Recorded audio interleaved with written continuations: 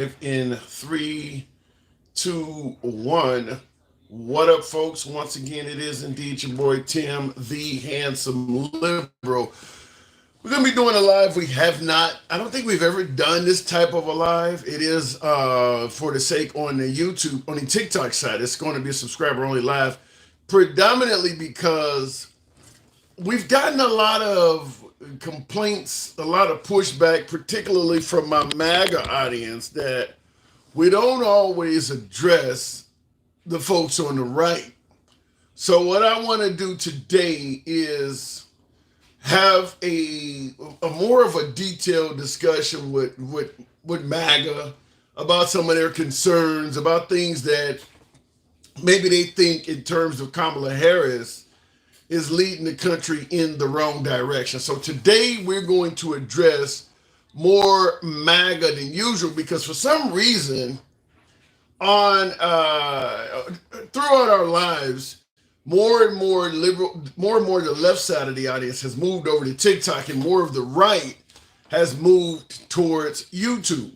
And a lot of my viewers on YouTube will often state, well, you're only talking to liberals. So today we're going to do the opposite. We're addressing concerns from the right in regards to whether it's Kamala Harris, whether it is the border, immigration, LGBT issues, a woman's right to choose, or if she should have one.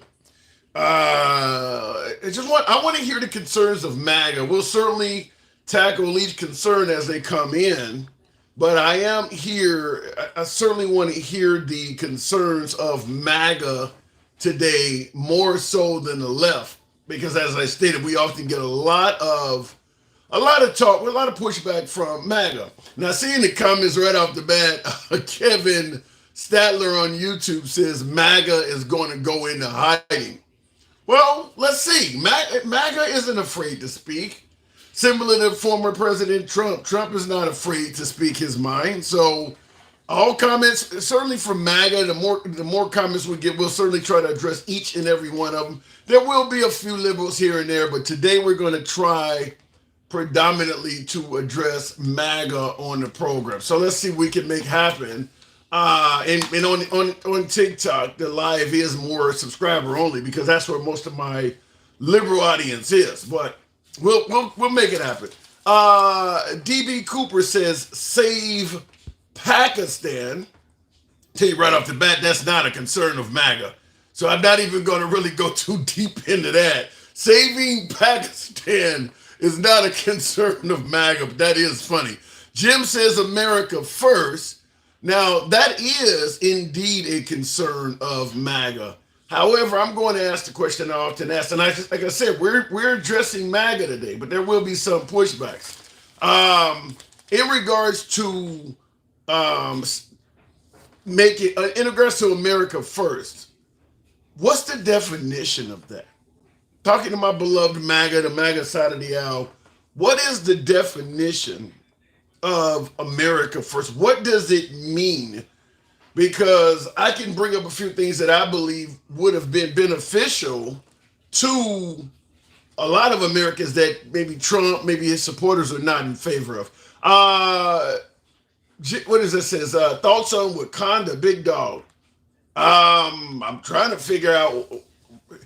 Cue me in. What do you mean? Thoughts on Wakanda? Give me a little bit more of that. What is that about? I'm assuming it's not the Disney movie. Give me more. Give me a little bit more. But I think I know what you're talking about. But give me a little bit more on that. Say no to camel toe. All right. Is that a concern? I'm here. I'm wide open to MAGA today. Today is the MAGA. This is where we address MAGA. I mean, far less liberals on the program today. You are talking about the Disney movie, Big Dog. Okay, so I don't know where to go with that. But today we're going to certainly be talking more, referring more to MAGA today. So is that a MAGA concern? Say no to camel toe? Come on now. Wide open to you guys today. You got to do better than that. Michael Brewer says, I don't care. Leave me alone. Unsubscribe. Well, I believe you might be able to block the channel because we're for free speech. We are for free speech, and a hell of a lot of folks similar to Michael, a lot of folks don't like that. If you favor platforms where everybody is speaking what you want to hear, maybe everybody is in favor of the liberals or everybody's in favor of Trump, this ain't that. We believe in everybody being able to speak. So, Michael, sorry to see you go. You're always welcome back, but we're not going to satisfy everybody. We already know that. Why is TikTok on subscribers only to view, bro? Gen X, because we want to talk more to MAGA today. And my TikTok audience is primarily, they primarily lean left. My YouTube audience primarily leans right. So I do want to speak primarily to MAGA. I want to hear the MAGA concerns. I will address anybody that comes through on TikTok as well, but I do want to hear from the MAGA side, whether it's the economy, whether it's the border and immigration, LGBT concerns, transgender concerns, abortion. I want to hear from MAGA. What are your primary concerns? And we'll take it as they may. Looking in regards to the movie Black saw that. So looking in the comments, Harris 2024 vote blue says Killjoy. We'll see. We'll see. Canadians love Trump. Corey, I actually saw a video on YouTube. What is is it the CBC Canadian Broadcast Channel? I was watching it yesterday, and they state that the polls in Canada say that the overwhelming majority of Canadians expect Kamala Harris to win. So you may be on the minority in Canada on that. Harris has zero accomplishments in foreign policies. Foreign policy is a killer. Well, I'm going to, and that certainly is a concern of MAGA. I appreciate that statement. Well, first of all, Kamala Harris as a vice president is not expected to have a whole lot of accomplishments. Can you name all of the accomplishments of Mike Pence? After all, the Trump administration by many was thought to be one of the best administrations in recent history, if you ask MAGA. You don't hear MAGA bragging about all of the things that Mike Pence accomplished. So the idea that Kamala Harris didn't do much as a vice president, that's kind of par for the course, is it not? I don't recall I don't recall MAGA giving Mike Pence credit for much of anything. By the way, folks, tap the screen if we're on TikTok. It's going to be a smaller audience on TikTok, certainly today, because we're addressing primarily MAGA today. We're primarily addressing MAGA, so it's on sub only for TikTok. My YouTube audience is primarily MAGA.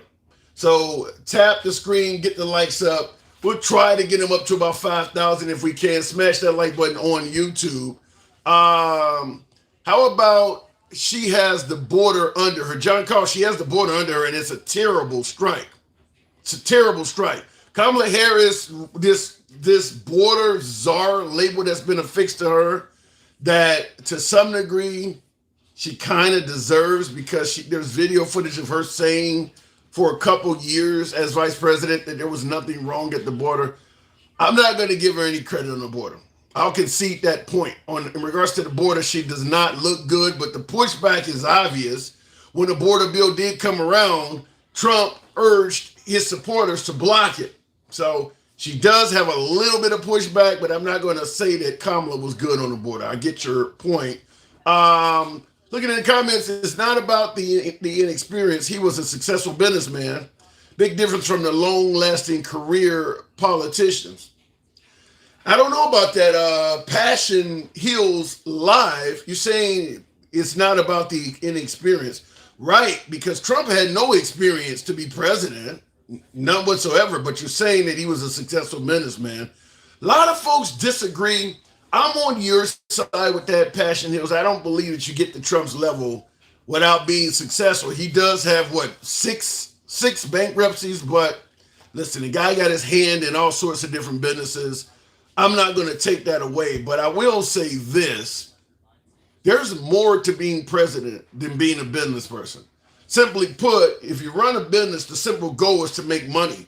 Do you want a commander-in-chief running this country with the sole goal being to make money?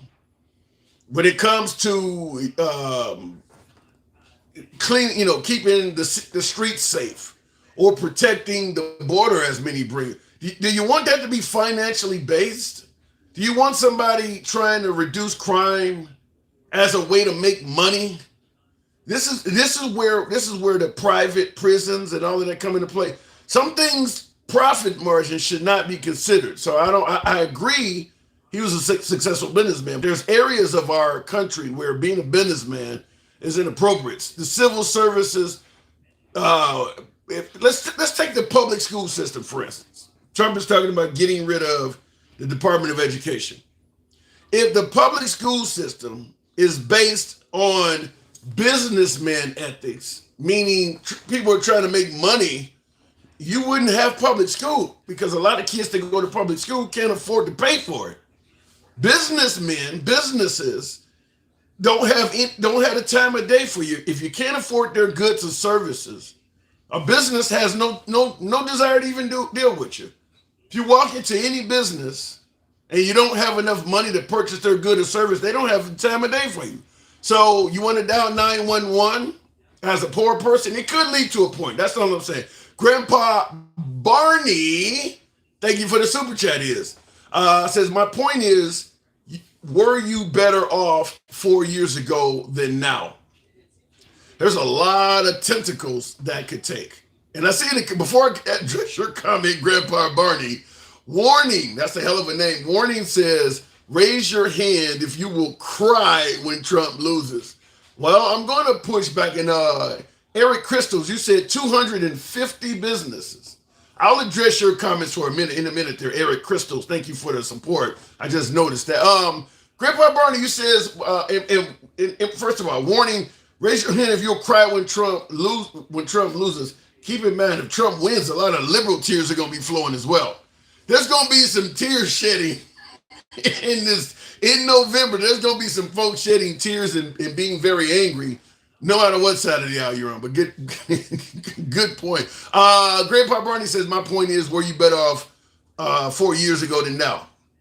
That really depends on your personal situation, what's important to you. Economically, there's a lot of folks who believe that under the Trump administration, they were better off financially, but not all. I had a show about a week ago where I asked folks what was their primary reason for voting in this current election. I was expecting the economy to be number one. After all, folks are saying that under Trump, the economy was great, and under Biden, it sucks. I had, I think, one person out of about 20 that stated the economy was their primary reason for voting. Even the Trump supporters were coming at it from the border. They didn't want, biological males playing on other teams. I gotta tell you something.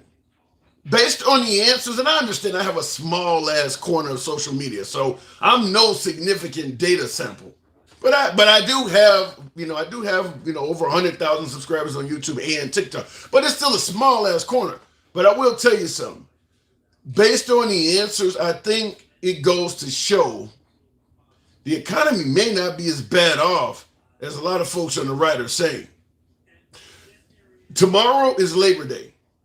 They're suggesting, I think it is the AAA, that this will be the most traveled holiday, certainly the most traveled Labor Day in quite a while. People are still engaging in optional expenditures. I don't think it's as bad as the right is saying. So in regards to where you better off than you were 4 years ago, maybe some women, because of what's happening with women's rights in certain states, may disagree with you. Maybe a truck driver that was paying $2 for gas might agree with you. So it really depends on the person you are talking to. But I can tell you this, after taking that sample, everybody is not judging whether to vote for Kamala Harris or President Trump solely based on the economy. Great question, Grandpa Barney. Going back to the comments, scary words, communism. Every liberal that runs is going to be a socialist, communist, fascist, Marxist. You can't be all of those at the same damn time. Every liberal that runs is going to be all of those. I don't know what to do with that. Real quick in the comments on Eric's Crystals, I'll cry if Kamala Harris wins. Well, I'm going to tell you something, Eric, and I just zoomed in my keyboard by mistake, but I'm going to tell you something, Eric.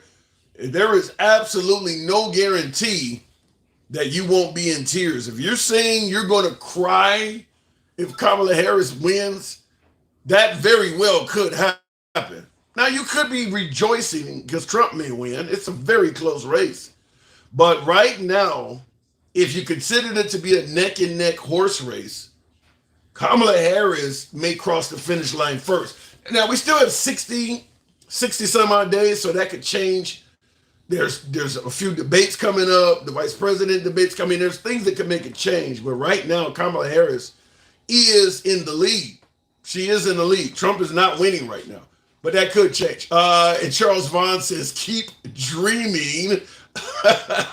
Yeah, you're right, Eric's crystals. It is very close. It is very close. Charles Vance says Republicans always talk doomsday economy. I think both sides have their share of doomsday statements, but on the economy, you're right, Charles Vaughn. The write-off is making it sound like under Biden, you're sitting on your porch finishing off your dog because you can't afford nothing to eat. They are making it sound like it's that bad. Most people are making more money than they were 4 years ago, says T-Mac. But they're also paying a lot more for goods and services, so it depends on the individual. But you are correct. One of the things we talk about is how much the cost of shit has went up over the last 4 years. Salaries are higher too in a lot of areas. Certainly at the bottom end of the scale, minimum wage has won. If you go back during the Trump era, when he had 3.5% unemployment, which was some of the best job numbers we had under Trump, it actually got better under Biden. But under Trump, the minimum wage, people getting paid, because the minimum wage in a lot of Republican states is like $7 and something an hour. Now, very few people actually pay that, but you go back 3, 4, 5 years under Trump, it was closer to people actually paying that. You don't hear too much about the raised minimum wage to $15 an hour argument under Biden, because a lot more people are getting paid close to $15 an hour. They don't really give a damn about it officially being raised to $15 an hour, just as as Cuba Gooding Jr. once said, just show me the money. And a lot of folks at that lower end are making closer to that $15 an hour mark under Biden than they were under Trump, which is why you're not hearing the outcry about it anymore. So price of goods and services went up, but so did salaries in a lot of areas. Eric's Crystal says, I feel the economy is worse under Biden. The food is so high, in my opinion. The food is definitely high. The cost of food under Biden, yeah, it's much higher. Shady Vance, I think the proper name is JD. Shady Vance, someone said on YouTube, has not been a real plus to the ticket. Lisa and Coach Jim, that is let me just add, for my MAGA audience on YouTube, by way of yes or no, and thank you, President. Hell of a name, says, I love you so much. Thank you, sir. I appreciate that. I respect the office, President. By way of yes or no in the comments, a simple yes or no in the comments. How many of you folks believe that J.D. Vance was a benefit to the Trump 2024 pursuit, the Trump 2024 campaign? By way of yes or no, how many of you folks think that that was a good choice? I mean, there was a bunch of other candidates he could have went with. How many of you folks think that he made the right choice? As Ray Charles once sang, you got the right one, baby. How many of you folks, by way of yes or no, believe Trump made the right decision? I see one, not even on YouTube. Wow. Ask JFK. Oh my God. Let me see it real quick. No, he should have picked, and Eric's Crystal says that. You think he should have picked RFK? Really? Really? So Trump and Kennedy, 2024. I don't know. All right, I'll leave it at stand. I'm sure somebody will push back on that. Kroger just admitted they have been price gouging America, says Lisa. I think only folks on the right that really want to bash Biden will fail to admit at least some price gouging is happening. Yeah, there's some price gouging taking place. But as I always say, when you're the coach of the team, you get credit for the wins or losses no matter who else is doing it. And listen, if they were price gouging under Trump, the left would be blaming Trump for those prices. But I do agree there's certainly some price gouging going on. Charles Vaughn says, check and balance with the economy prices. Okay. All right. By the way, folks, tap the screen.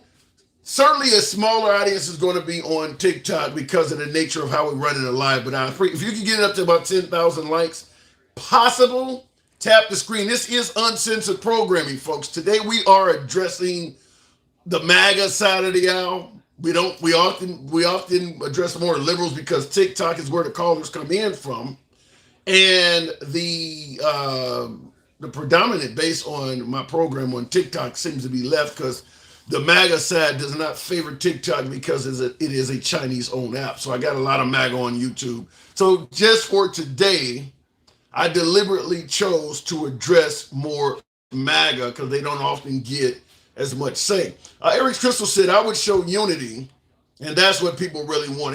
I don't know if they want unity. I don't know. When you hear folks, but when you hear what the liberals are saying about Trump, or you hear the Trump supporters saying liberal tears and things, I don't think they want unity. I think both sides want to win and smash their victory in the other person's face. I don't think either side wants to reach out and work with the other side. And I'll say it because what both sides stand for is so far apart. I don't think either side wants unity. And I see in the comments T Mac says MAGA don't want unity. I don't think the liberals want to unite with MAGA. I mean, certainly when you're talking about giving the rights back to the states, the MAGA stance on LGBT issues, largest deportation in history. The liberals don't want to unify with MAGA either. Alter ego, yeah. Appreciate you tuning in. Thank you for your support, Alter Ego. Both sides are horrible, my brother. I choose the least of two evils. Grandpa Barney. Well, let me say this for folks who believe that both Harris and Trump represent the least of two evils. Now, the liberals did not have a say so in this. It was going to be Biden. Biden dropped out. You get Harris. The right did. You had everybody from Nikki Haley to Chris Christie to the governor of North Dakota up there, Vivek Ramaswamy, Ron DeSantis, Tim Scott. So when you said the lesser of two evils, the right didn't have to go with Trump. They did. They intentionally went with Trump by a wide margin. Trump was leading so much. Gregory, I wasn't expecting somebody to do that today. Thank you. Gregory with that galaxy. I was not expecting that on this type of live, but thank you. That is certainly appreciated. Thank you. Made my Sunday. Thank you. Yeah, it actually threw off my damn train of thought too with that. Thank you. I wasn't expecting that. Yeah, the right had options. The right had options. Appreciate that, Eric Christos with the money gun. Yeah, the right didn't have to. So we said the lesser of two evils. The right chose at least half of that evil. I mean, he beat Nikki Haley by a lot. He was beating Nikki Haley by so much in the primary. He used it to justify not even debating her. So just want to point that out. Could Dick Wad say he could do the same? Twain the square. Okay, first of all, Jesus, who define who Dick Wad is? I was like, damn, is he talking about me? Could be. Listen, I am certainly one who is open for free speech. So, I let insults roll off my back. I do believe in zero censorship on the program, up to and including. I just can't control the TikTok and YouTube gods. So don't say some shit that is going to make them censor the whole damn program. But if it was left up to me, I believe in letting you folks speak. But Dick Wad, who is that? And who? And just to find your comment, it's funny. And I see Lisa. Lisa says, LOL. No matter the live, Tim, I love hearing your piece. Thank you, Gregory. Appreciate that. Every time your name pops up, I think of Gregory Hines from the 80s. Girl, I want to shake you down. We have in, what's that, Gregory Hines? Maybe not. Gregory Hines was in the 80s movie. I don't know. I'm getting off. Okay, I'm having Biden moments. We want free speech. What you want is zero consequence. No, Porgy, really? You believe that you obviously are new to the program. If there is one thing I make clear all the damn time is probably one of the biggest detriments to Trump getting reelected is his mouth. I am 100% for free speech, but I damn sure believe that consequences can come. I don't believe you should be able to tweet out any damn thing you want and then state, well, the economy is great, so you should just vote for me anyway. No, I think you must be new to the program.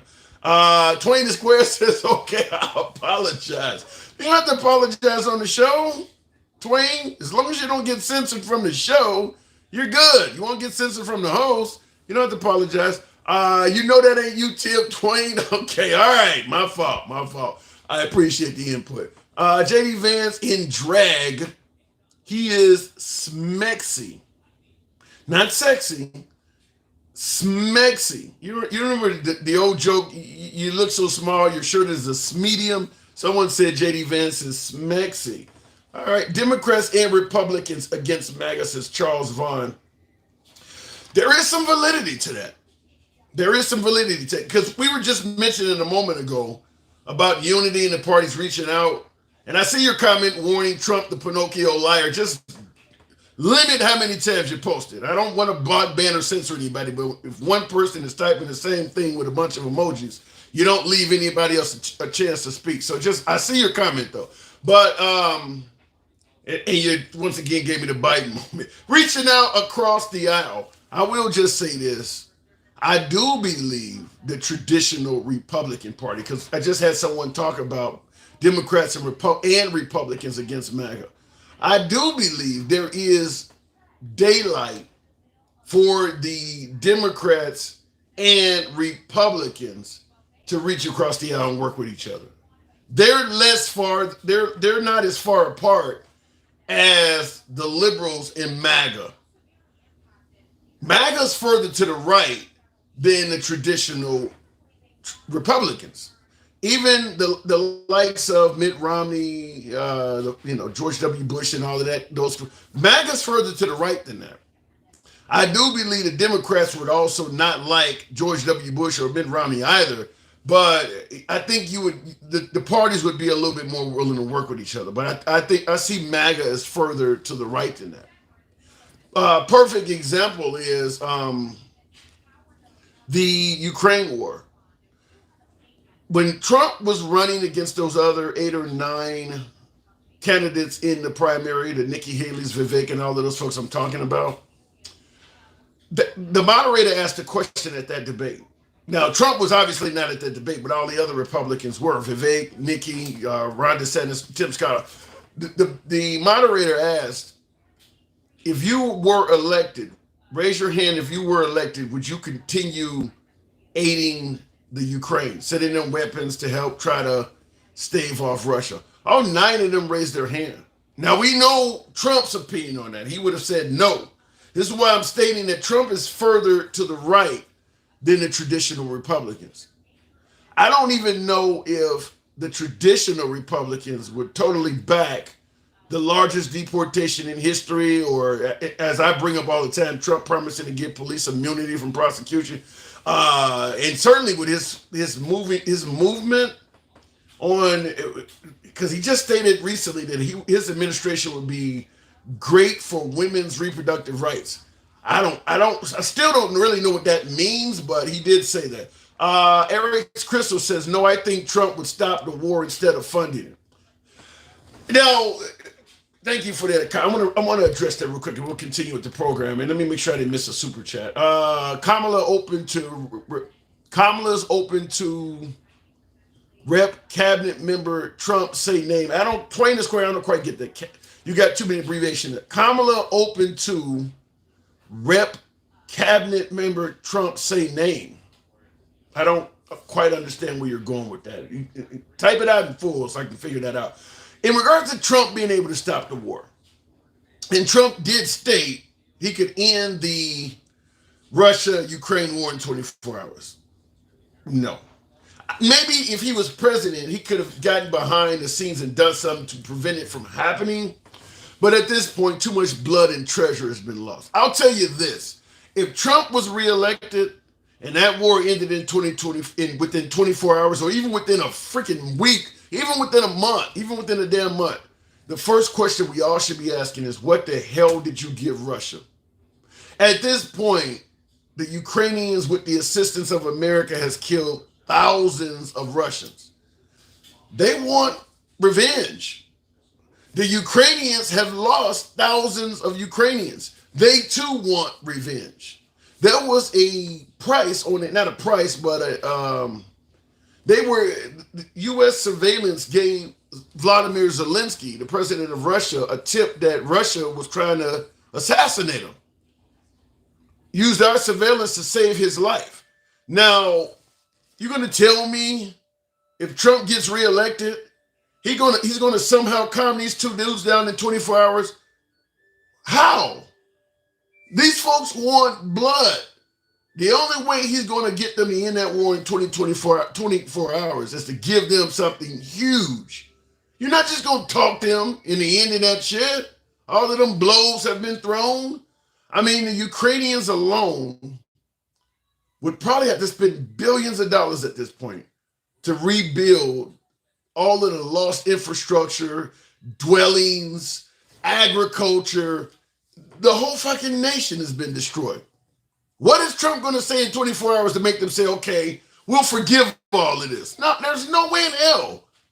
So him running a platform that we should take care of Americans first and keep our money here, and suggesting he can end the war in 24 hours, nope, not possible. Not possible. Who's going to help? You're going to bring all our money here and you're not going to do a damn thing for the Ukrainians. And you're just going to make that war end and leave them with a whole bombed out country. I mean, their entire trade market destroyed, all of that. And they're just going to say, okay, we'll listen to Trump. No, not at this point. As I stated, maybe when he was president, before it took off, when we were telling the Ukrainians they're amassing troops at the border and it looks like Russia is about to attack. Maybe at that point, Trump could have stopped it. But with all of the lost blood and treasure at this point, no. There's no way in hell. Russia also is going to want something for all of its loss, its war dead. They're in Russia now. The Ukrainians are in Russia now, holding land, holding territory, and destroying shit. Both sides want blood. What is Trump going to say to just make them put down their firearms, while also promising to get out of overseas conflicts? So to not give any of our money to overseas countries and things like that. So he's just going to say some shit? Are you going to part the sea like Moses? You're not going to give anybody any money or anything. You're just going to make a phone call and it's just going to stop? Does that make sense? No, it's not going to happen. Looking in the comments, why does this stuff always happen under the Democratic Party, says Eric's Crystals. We lost, 9/11 happened under Bush. What do you mean always under the Democratic Party? You're talking about a conflict that the Democrats had nothing to do with. When Trump took office, remember he launched a bunch of tomahawks into Syria because the Russians were over there?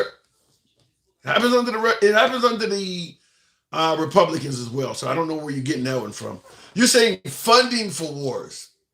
That's not true either. I mean, the 20-year war that went on in Iraq, that's all Bush. You know how much funding that cost? Some folks estimate that at $6 trillion. You think only funding takes place under the Democrat? You ever heard of the Iran-Contra scandal? That's under the Reagan administration. That's funding for wars. What are you talking about? That happens under both parties. Both parties are doing whatever they think behind the scenes can be done to further the advance, the wealth, the exploitation, the power of America. Both sides do this shit. We'll exploit whoever the hell gets in our way if folks in this country among the elite can make some money off of it. This ain't a Democrat or Republican thing. You don't think Trump would do that shit too? Remember he was talking about taking the oil from Saddam Hussein? It happens on both sides. Who are you to say he can't do it? You don't have a clue how to do it, says Arthur Monk. You make a good point. This is in regards to me saying that Trump cannot end the Ukraine-Russian war in 24 hours. And Arthur Mark makes a good point. Who the hell are you to say he can't do it? You don't have a clue how to do it.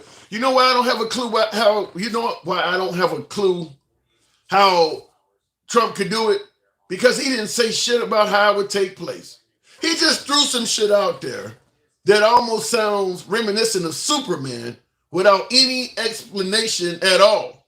Maybe if he was more detailed in explaining how he could do something so awesome, we would have a clue. But you are right. I don't have a clue how he could do it. But you know what? Neither do you. Because he didn't explain the shit.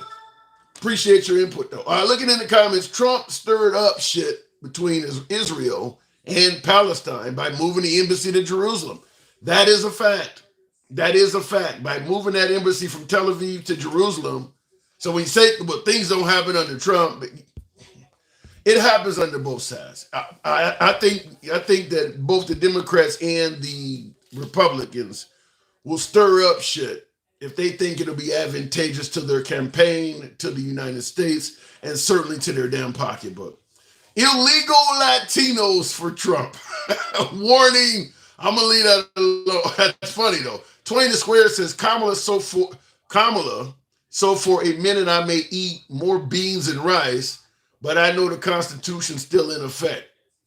That's an interesting statement. Now 20 the square is saying that if you elect Kamala Harris, he said, I may eat more beans and rice. In other words, I may be a little less well off financially if we elect Kamala Harris. But he continues by saying, but I know the Constitution will be still in effect. Suggesting that you could vote for Trump and get your $2 gas back, get a good economy back, but you may be sacrificing the Constitution as a result. Wow, that's a powerful, powerful statement. Trump, the God, is going to solve everything. Charles Vance. Well, but I do have to ask that question, which is what I asked earlier. If Trump is promising to get out of overseas conflicts, to no longer use our money at all in overseas conflicts, but at the same time suggesting that they're going to do what he wants, it doesn't make sense. I mean, money is what gets us where we are. Power, I mean, what is he going to do? Threaten to kick Russia and Ukraine's ass if they don't stop? By what means? And that's what I said earlier in the program, is that if Trump did get reelected and that war ended in 24 hours, it ended in 24 hours. I keep saying 2024 for some reason. If that war ended in 24 hours, my first response would be, what the hell did you give them to make them stop? Obviously, Trump has no love for Vladimir Zelensky or the Ukrainians at all. None at all. So they have no reason to listen to him. It would have to be the Russians pulling out and the Ukrainians saying, okay, we're not going to continue. We'll if you back out, if you pull out of our country, talking about the Russians, if they pull out, we'll just forgive all of the thousands of people you've slaughtered and killed. Otherwise, how does he get them to stop fighting? I'd be curious. How does he get them? Looking in the comments, Democrats say we didn't have $7 billion for a wall, but hand over $700 billion for Ukraine. G. Cali, everybody says we're broke until money is needed for something they support. How many folks say we don't have money to forgive tuition assistance, but then all of a sudden we got money to build the wall? I mean, we don't have money for universal health care, but we got money to build the wall. Everybody says we're broke until it's time to come up with money for something they favor, and then suddenly there's a ton of money. I'll tell you this right off the bat. The pandemic, everybody getting stimulus checks. I don't know how many trillions of dollars we handed out, but everybody getting $2,000. PPP loans going all over the damn place. They came up with it overnight. To me, that is the best example to show we could have been helping out a lot of people and addressing a hell of a lot of causes that we were claiming to be broke and unable to do. They produced all of that fucking money within the span of a few months. Most of the other shit people have been talking about in this country is cost a fraction of that. And they were saying we couldn't afford it. It cost a fraction of all of that PPP loan and stimulus check money shit. And they came up with that money within a very short period of time. So the idea that we could not do for a lot of other stuff, I don't know if I believe it. They showed us that if they need to come up with some money, they can make it happen. Andy Joe says print, print, print. Yeah, that's true, but that probably goes back to the 1970s, 1980s. They've been doing that for a long time. Don't all of a sudden say we can't print more money when it suddenly becomes an issue that you don't favor. But when it's one you do favor, okay, we'll print some more money. Like the Iraq War, for instance. The right was wholeheartedly behind that shit. We were printing money for that. We were printing money back then. So I agree with you that we need to stop printing money, but don't pick and choose when you're in favor of that. We fought proxy wars then as well, says, yeah. We funded a war in Yemen under Trump. Yeah, America's always funding wars. The idea that wars were not happening under Trump, maybe they weren't as important, maybe some folks. It didn't get as much attention, but yeah, that happens under everybody. Eric Crystal says, why does, I saw your comment real quick, and I do appreciate some of you folks that are following the program. This is a uncensored program. We don't block, ban, or censor anyone for their commentary. You don't have to agree with the host. You don't have to agree with anybody in the comment section. Uncensored works like that. It's all about free speech here. We go left of Bernie Sanders generally to having dinner with QAnon. But today specifically, it's a different type of program because most of my TikTok audience has become left and most of my YouTube audience is right. And because all the callers predominantly come through TikTok, just for today, I made TikTok subscriber only so I could address far more MAGA. Today we're trying to address more MAGA for this simple fact. So that's why the live is ran a little bit different. But Charles Vance says, like the homeless. I thought you said I like the homeless at first. All right, looking in the comments. Greetings from the shore of Ontario in Oswego, New York. Beautiful up there. Very green. Good fishing. Exactly, Joe Cruz. Another lie from Trump is a daily occurrence. Wow. Well, Kamala Harris is all of a sudden now in favor of fracking. I don't know if you're going to get honesty from either one of these folks. People are saying whatever the hell they got to say to become the next president. It's not about hiding money. It's about Dems lying about it for the wall. As I just stated, everybody lies about what this country can afford when they don't favor it. Everybody, how much money do you think the largest deportation in history is going to cost? You think we're not going to have to print some money for that shit? I mean, you're going to have to house these folks. You can't grab somebody up in New York and immediately deport them the same night. They're going to have appeals processes. You're going to have to warehouse them somewhere. So you pick somebody up, up north. Thank you for that. Whoever just sent that, appreciate that. I think that was Lisa. Lisa, thank you. Appreciate the heart. Yeah, you capture hundreds, if not thousands. According to Trump, it's 18 million. So you got to grab these folks. You're going to need a lot of ICE, Immigration, Customs, and Enforcement. You're going to need a lot of those folks. That costs money. They're going to be getting overtime and all kinds of shit. Once you capture the people, they're going to be filing appeals and all kinds of shit right and left because that is the judicial process. So they got to be held somewhere and contained somewhere, I suppose, unless they get out on get out on bail or something, which Trump is never going to be for that because you wouldn't trust them to come back. So if you catch somebody that's in this country, so you got to hold them, you got to feed them and house them all of that time until they're sick. All that shit's going to cost a fortune. I bet you're in favor of that. So the idea that we don't want you to print money, everybody's okay with printing money when they favor what the money is being printed for. Trump lied 30,000 plus times in his 4-year administration. I don't have any pushback for that. I didn't sit around counting Trump lies, but I think a lot of Trump lies, if you favor Trump, you note them as exaggerations. But there is no difference between an exaggeration and a lie. I mean, if he says I won the 2020 election by a landslide, or I know more about COVID than anybody, or I know more about the war on the ground than the generals, it's not true. It's a lie. But if you support Trump, look, he just talking, he just says shit like that. He's just exaggerating, but technically that's all lies. And yeah, Trump does a lot of that. So 30,000, I have not seen a list, but just simply because he exaggerates a lot, yeah, it's going to probably be more than average. And I see in the comments somebody said those are not lies. All right, and Mr. D says there. If he says he knows more about the war on the ground than the generals, and he's not even there, he doesn't have any training, he doesn't have any war training, that's not a lie?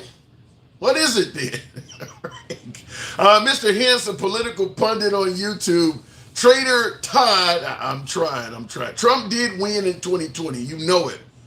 The Blue Baron, no, I don't know it. And I'll tell you why before I continue. The Charles Vance said if Republicans try to deport Latin people, some of them will be Americans by mistake. I don't think they would care about that, though.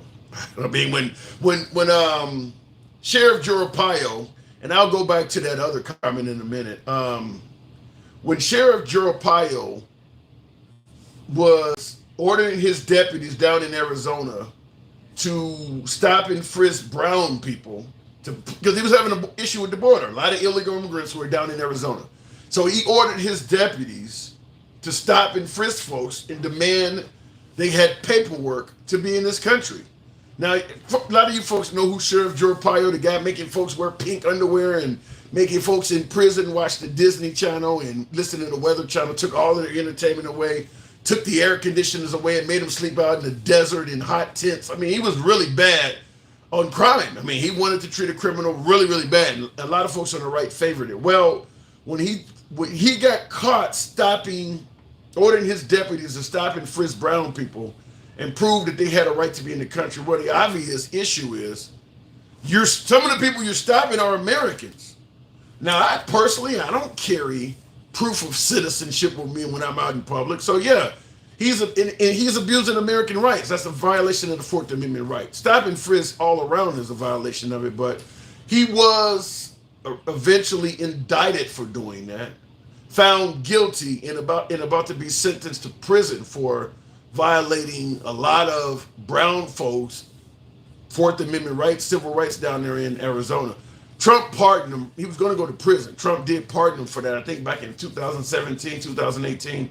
But so the idea that if you have the largest deportation in history and some legal Americans of Mexican descent get caught up in it, so be it. I don't think MAGA would have an issue with that. Just like stop and frisk. What do you think happens with stop and frisk? Trump supports stop and frisk, and a lot of MAGA supports it too. What do you think happens? You take a lot of criminals off the street, but how many legal, innocent, regular, everyday Americans get stopped and searched by? Well, we're taking criminals off the street. We don't care about the innocents that are getting their civil rights violated. I don't think they would care about that. Now, in regards to the comment, Trump did win in 2020. You know it. The Blue Baron. I'll just tell you this. I don't personally have any inside access to polling places. I don't have any contact with election officials. I'm not part of the count. I don't have any inside data. The reason I made my statement is because all of the people that do have that inside data say that Trump lost.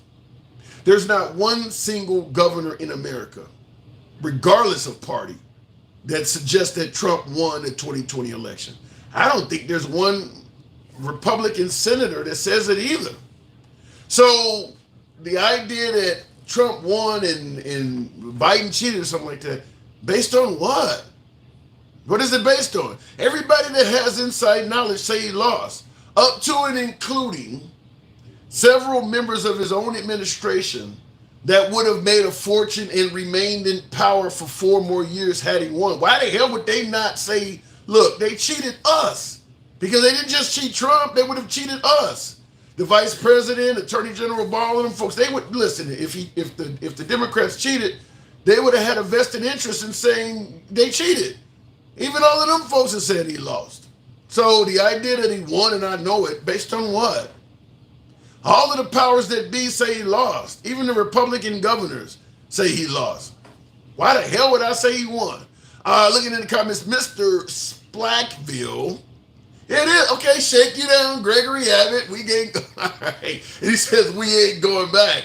All right, fair enough. But yeah, I thought that was a song, girl. I want that shit. Every time I see Gregory's name pop up, I think of Gregory. Gregory Hines is also he's dead now, but he also was an actor from the 1980s as well. So Gregory Hines, all right. So thank you for correcting me, though. Appreciate that. It's a good jab to say he won 2020. Okay, it's a jab, but it's not accurate information. Gregory says, I'm definitely not an actor. All right. Yeah, but for some reason, I'm a huge fan of the 80s. I listen to a lot of 80s music when I'm not listening to right-wing media. A little bit of CNN sprinkled in there. But when I'm not listening to right-wing media, things like that, I'm listening to 80s music. He had a song with Luther Vandross. Yeah, he had a lot of good music out. Sweet Freedom, I think is his song. Free Freedom, la, la, la. But Gregory Hines was a great dancer. Yes, that is true.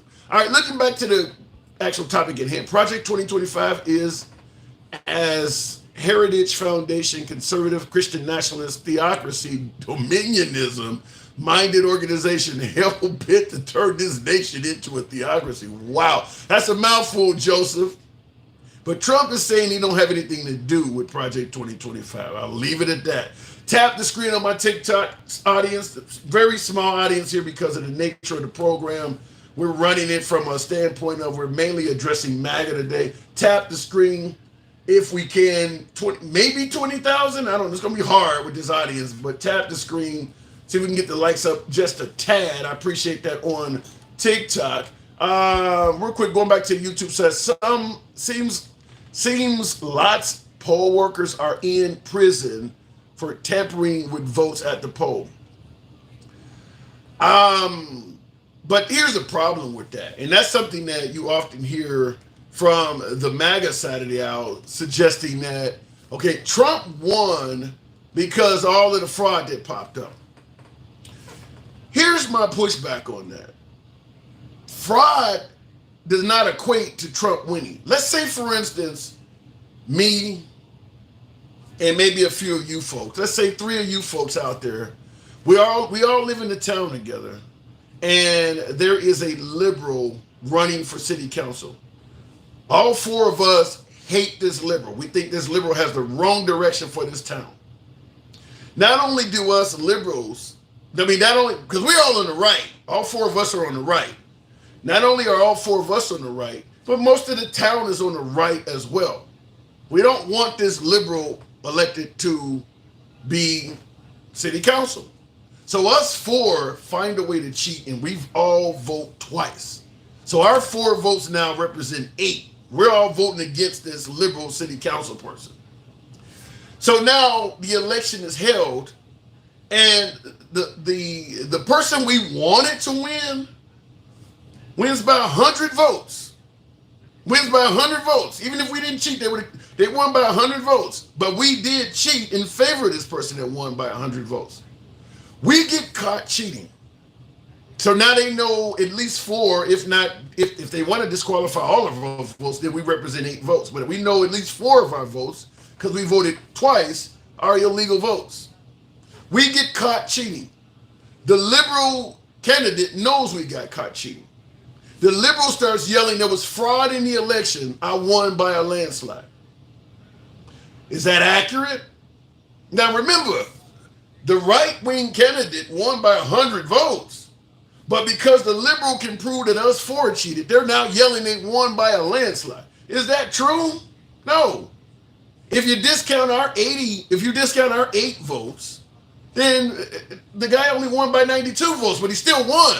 The liberal has no reason at all to be yelling out he won by a landslide. That's what likely happened in Trump's case, is that Trump took any instance of fraud to just jump up and say, I won by a landslide. You can't do that. Not to mention, you can't even prove the fraud was against you. Any fraud that we came across in the 2020 election, If you watch 2000 Mules, is a perfect example of that. I've seen 2000 Mules 6 times. All of the fraud that Dinesh D'Souza, the creator of 2000 Mules, allegedly spotted, he just assumed it was in favor of the Democrats. There's no proof of that. You show phone records showing that somebody was going back and forth near a mailbox where votes were being cast. Okay, well, what kind of ballots were they putting in it? You don't know. You're just assuming that every time they came by this mailbox, they were cheating on behalf of Democrats. That ain't evidence. That's all circumstantial. That would never go anywhere in court. Same thing about folks who say, well, dead people were voting. Okay, well, who did they vote for? If you can't prove that, then you can't prove anything. Fraud is fraud. But fraud doesn't equate to automatic votes for Trump. And that's what a lot of folks on the right were doing. And they went way further than that. The whole Ruby Freeman passing around USB drives like they were vials of crack.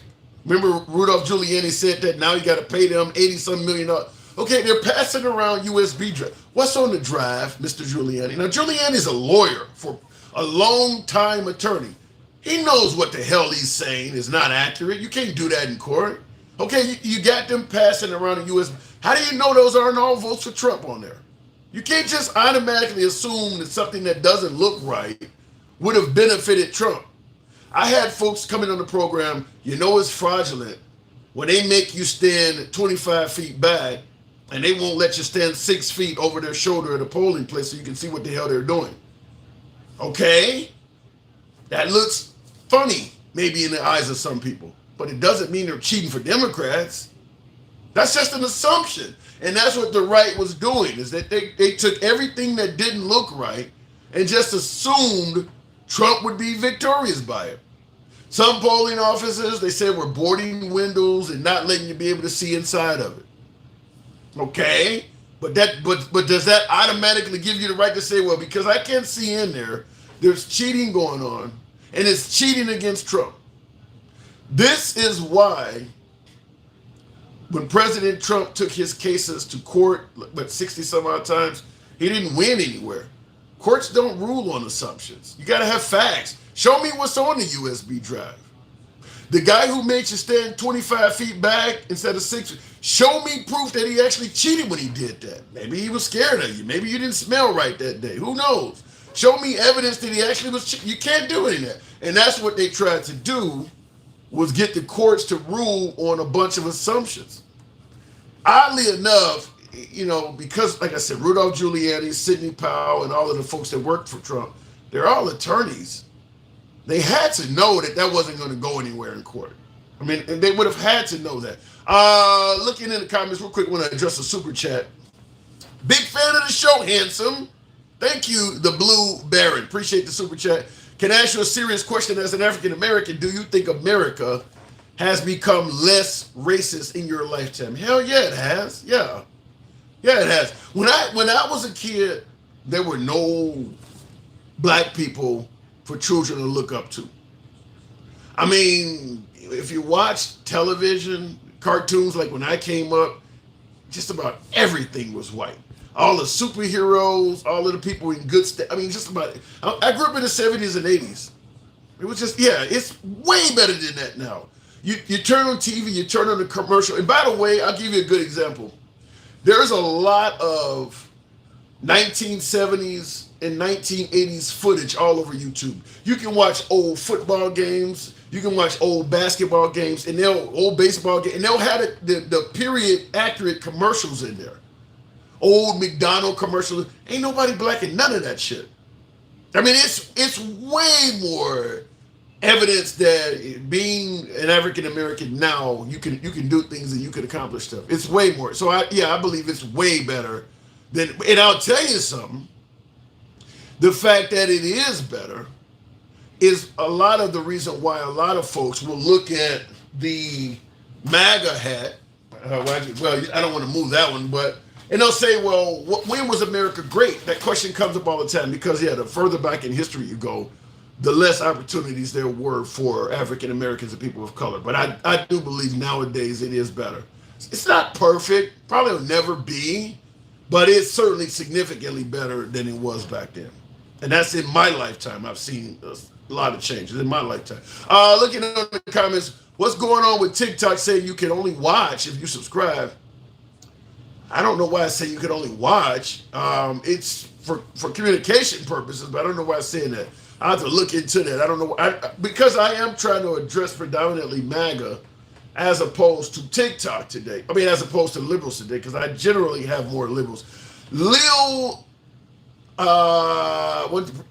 CC, thank you for that sub. Appreciate that on YouTube. Thank you, Lil CC.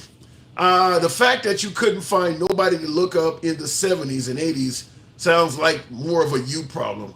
Welcome to my world. Okay, give me some of the. If you were a child watching cartoons in the 70s and 80s, He-Man, Battle of the Planet, give me some black cartoon superheroes.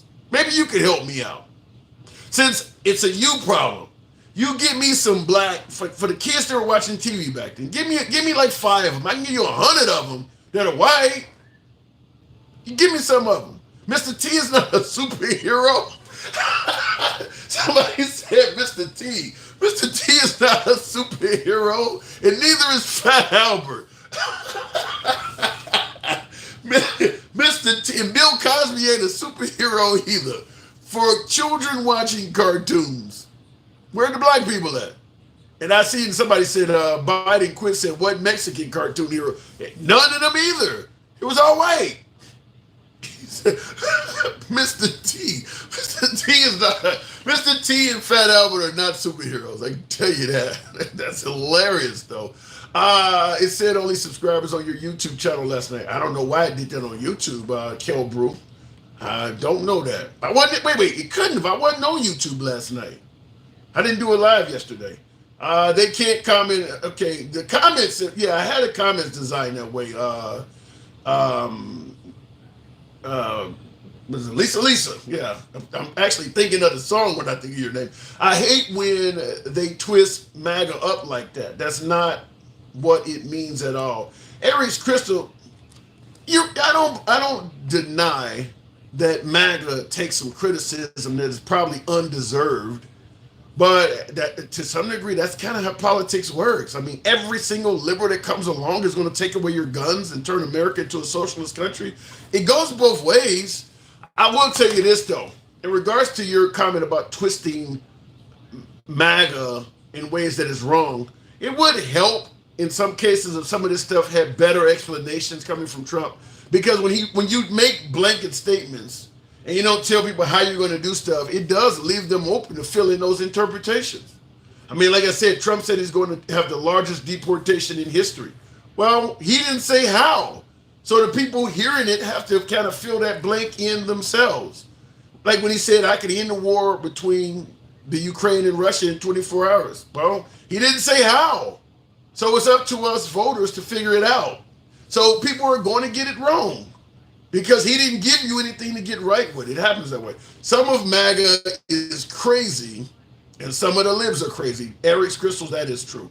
Mr. T drove the van. Right, he wasn't a superhero. He wasn't even the leader of the A-team. It was Hannibal. Mr. T.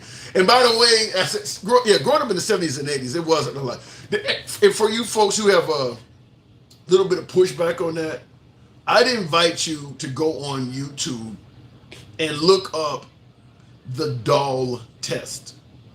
DOLL, the doll test. It's a test they performed in the 1980s where they used a white child around 5 or 6 years old.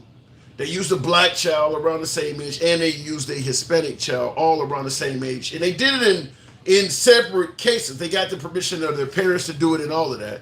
But what they did is they would have a white kid sit down, and they would put a white doll, a black doll, and a Hispanic doll in front of the kid. They did the same thing to the Hispanic kid. They did the same thing to the black child. Now, all the dolls were exact replicas. The only difference were their skin colors. You can see this on YouTube called the doll test, DOLL, the doll test. They put 3 dolls down, and they asked the children individually, each did the test separately, Which doll is a good doll? Which doll is a bad doll? Which doll is a criminal doll? Things like that. Which is pretty? Which is ugly? Which doll do you think your parents would like? And all that. Oddly enough, all three children, the white, black, and the Hispanic child, attributed all of the positive attributes to the white dolls and all of the negative attributes to the black doll. And the Hispanic doll was in the middle. But the darker the doll was, the more negative the attributes. This is what I'm talking about when I say there was nobody for kids to look up to that were dark growing up in the 70s and 80s. Well, if all of the good people you see on TV are white, then you're subconsciously teaching the children that white is better. That's what was happening. And that's what they were showing with the doll test. That even the black, because they asked the black kid which one of these is an ugly doll, and the black kid picked up the damn black doll. And then they asked the kid which one of these dolls look closer to you, and the black doll. I mean, so even the doll test, I just tell you, you can find it on YouTube. It's readily available, and it just shows you what happens when you show nothing but positive images of white and negative images of black to kids. You're subconsciously teaching them that white people are better. And that's not the case in 2024. It's not like there's a lot of blacks you can see on television and look up to now that did not exist back in when I was a kid and things like that. Just what, I mean, shit. I mean, somebody brought up the Cosby Show. That came around in 85. As kids, you had no business watching the Jeffersons. They came on at 9 o'clock at night. There just weren't many images. You know, you watch Hunter or maybe Miami Vice, I guess Tubbs. It was just very few good images of African Americans. But now it's changed. And thank you for that subscription. Someone gave me a subscription I certainly wanted to address before I continue on. Pat Carlson, thank you for that renewal. Obama was the biggest inspiration since Dan Carlson. Yeah, we've certainly... we're not where we used to be. We're just not where we used to be. But we could be better. Cabin 365 says gas is up 51%. Electricity 32%. Airfare 23%. Groceries 22%. Rent 22%. Car insurance 54%. Wow. K through 12 66%. But Bidenomics is working. Vote for me to fix grocery prices. Yeah, the price of goods and services under the Biden-Harris team are up. No denying that. But the argument is are they personally responsible for all of that? And if Trump gets elected, what could Trump do to bring down the price of car insurance? I mean, it's a legitimate question to ask. If you want to hold him accountable, I want to know. This was just like what ending the Ukraine-Russia war in 24 hours. It's easy to say it, but tell me how you'd make it happen. What could Trump do to bring down the price of airfare, bring down the price of car insurance? I'd be curious to know. Someone said in the comments, airline and travel breaking records this weekend. Yeah, and I will say that, despite the fact that things are up, people seem to have money to buy it. Wanted to address a subscription there from KT. Thank you for that renewal. Thank you. Rich, think you have too much money. That ain't a good one. I certainly don't. Going back to the comments, Oprah doesn't love him anymore. Okay. Eggs. What? Funny original song shorts. Eggs. That's the name. Funny original song shorts says eggs. Eggs are $7.47. Thanks, Joe Biden. Comment. When's the last time you guys have just by way of I guess 3 digits in the comments? I'm gonna ask all you folks who can comment. When's the last time you bought a dozen of eggs, and how much did you pay for them? Because I got funny original songs saying that eggs cost $7.47 for a dozen of eggs. Really? Where the hell are you at? A dozen of eggs cost $7. Are they really that expensive? I see Eric's Crystal says, I just had eggs for breakfast this morning. I went and bought them yesterday. You know, I go shopping, I just put some shit in the cart. I don't know if I would have bought them if they was $7.47 for a dozen. And I see Eric's Crystal says he bought some yesterday for $6.50. Is that accurate? Where the hell are you at? You on an island with no damn birds? Why do eggs cost that much? Republicans voted down to credit card junk fees bill, saying Americans didn't want it. Republicans are more favorable to big business. I'm just going to leave it at that. They believe that if you do right by big business will do right by the American people. The liberals think that's bullshit, but that is what the Republicans think. That's trickled down, by the way. Now, Dem Cal in Georgia says $2.89. Gregory says he paid $5.57 for 18 of them. So they are up. Now I see Kilbrew says $2.13. That's about north. $7 though. Where the hell are you at? Wow. And I see Derek Feniel says eggs are not $7. They're lying. Yeah, where is that? Where are you at? You on a birdless island somewhere where all your eggs got to be shipped into you? That does seem really high. Talk about Venezuelan gangs taking over housing complexes. Biden quit. It looks terrible. And that's what I stated before. A magic bullet to the Kamala Harris campaign, something that could take their campaign out really quick. If you had a bunch of illegals commit, let's say, a mass casualty event. Now, that did not happen in Aurora, Colorado. There's just video of them showing up to somebody's house with long rifles and kicking in their door. That's way less than, maybe a bunch of them going to a school and taking out Sandy Hook, a bunch of kids. Something like that, if they were out here illegal and you could prove they came in throughout the Biden-Harris administration, that would be a magic bullet for MAGA. But I understand the case in Aurora that's pissing people off. And by the way, there's a TikTok video of a huge gang of bikers, Hells Angels and all, and it's titled "Going to Aurora to Protect the Citizens." Remember that whole convoy that was supposed to be going down to the border to protect the border? There's some people in this country looking for violence. I tell you that. There's some people in this country just looking for violence. That could go wrong, really wrong.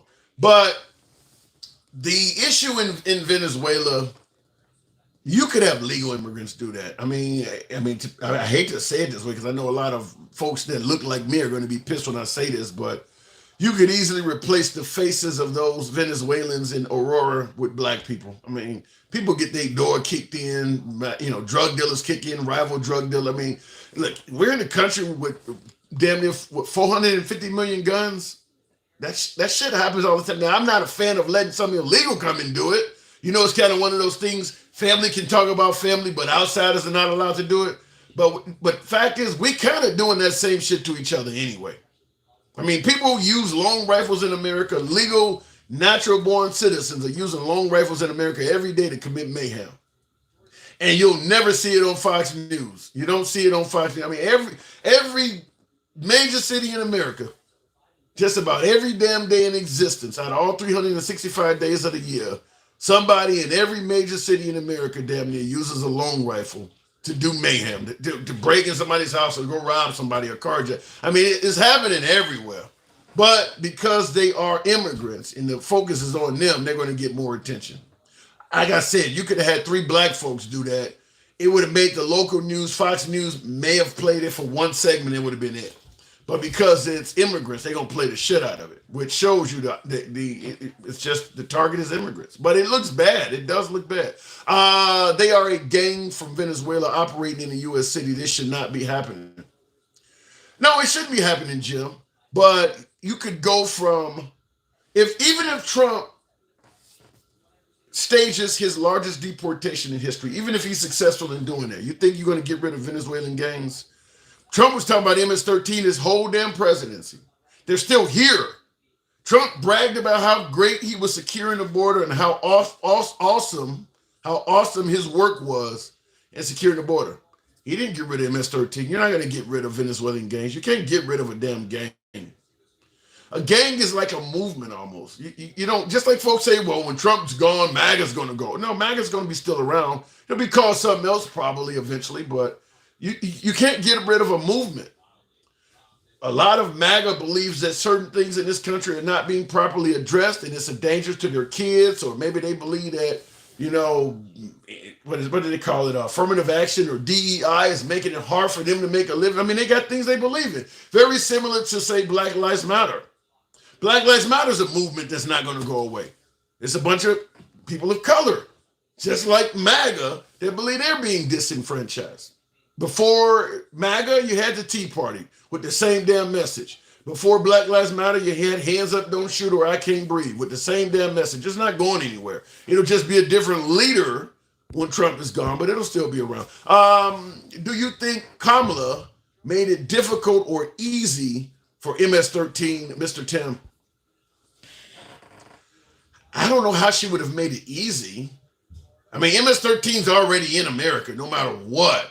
So let's say, for instance, we had Trump in office and he shuts down the border completely.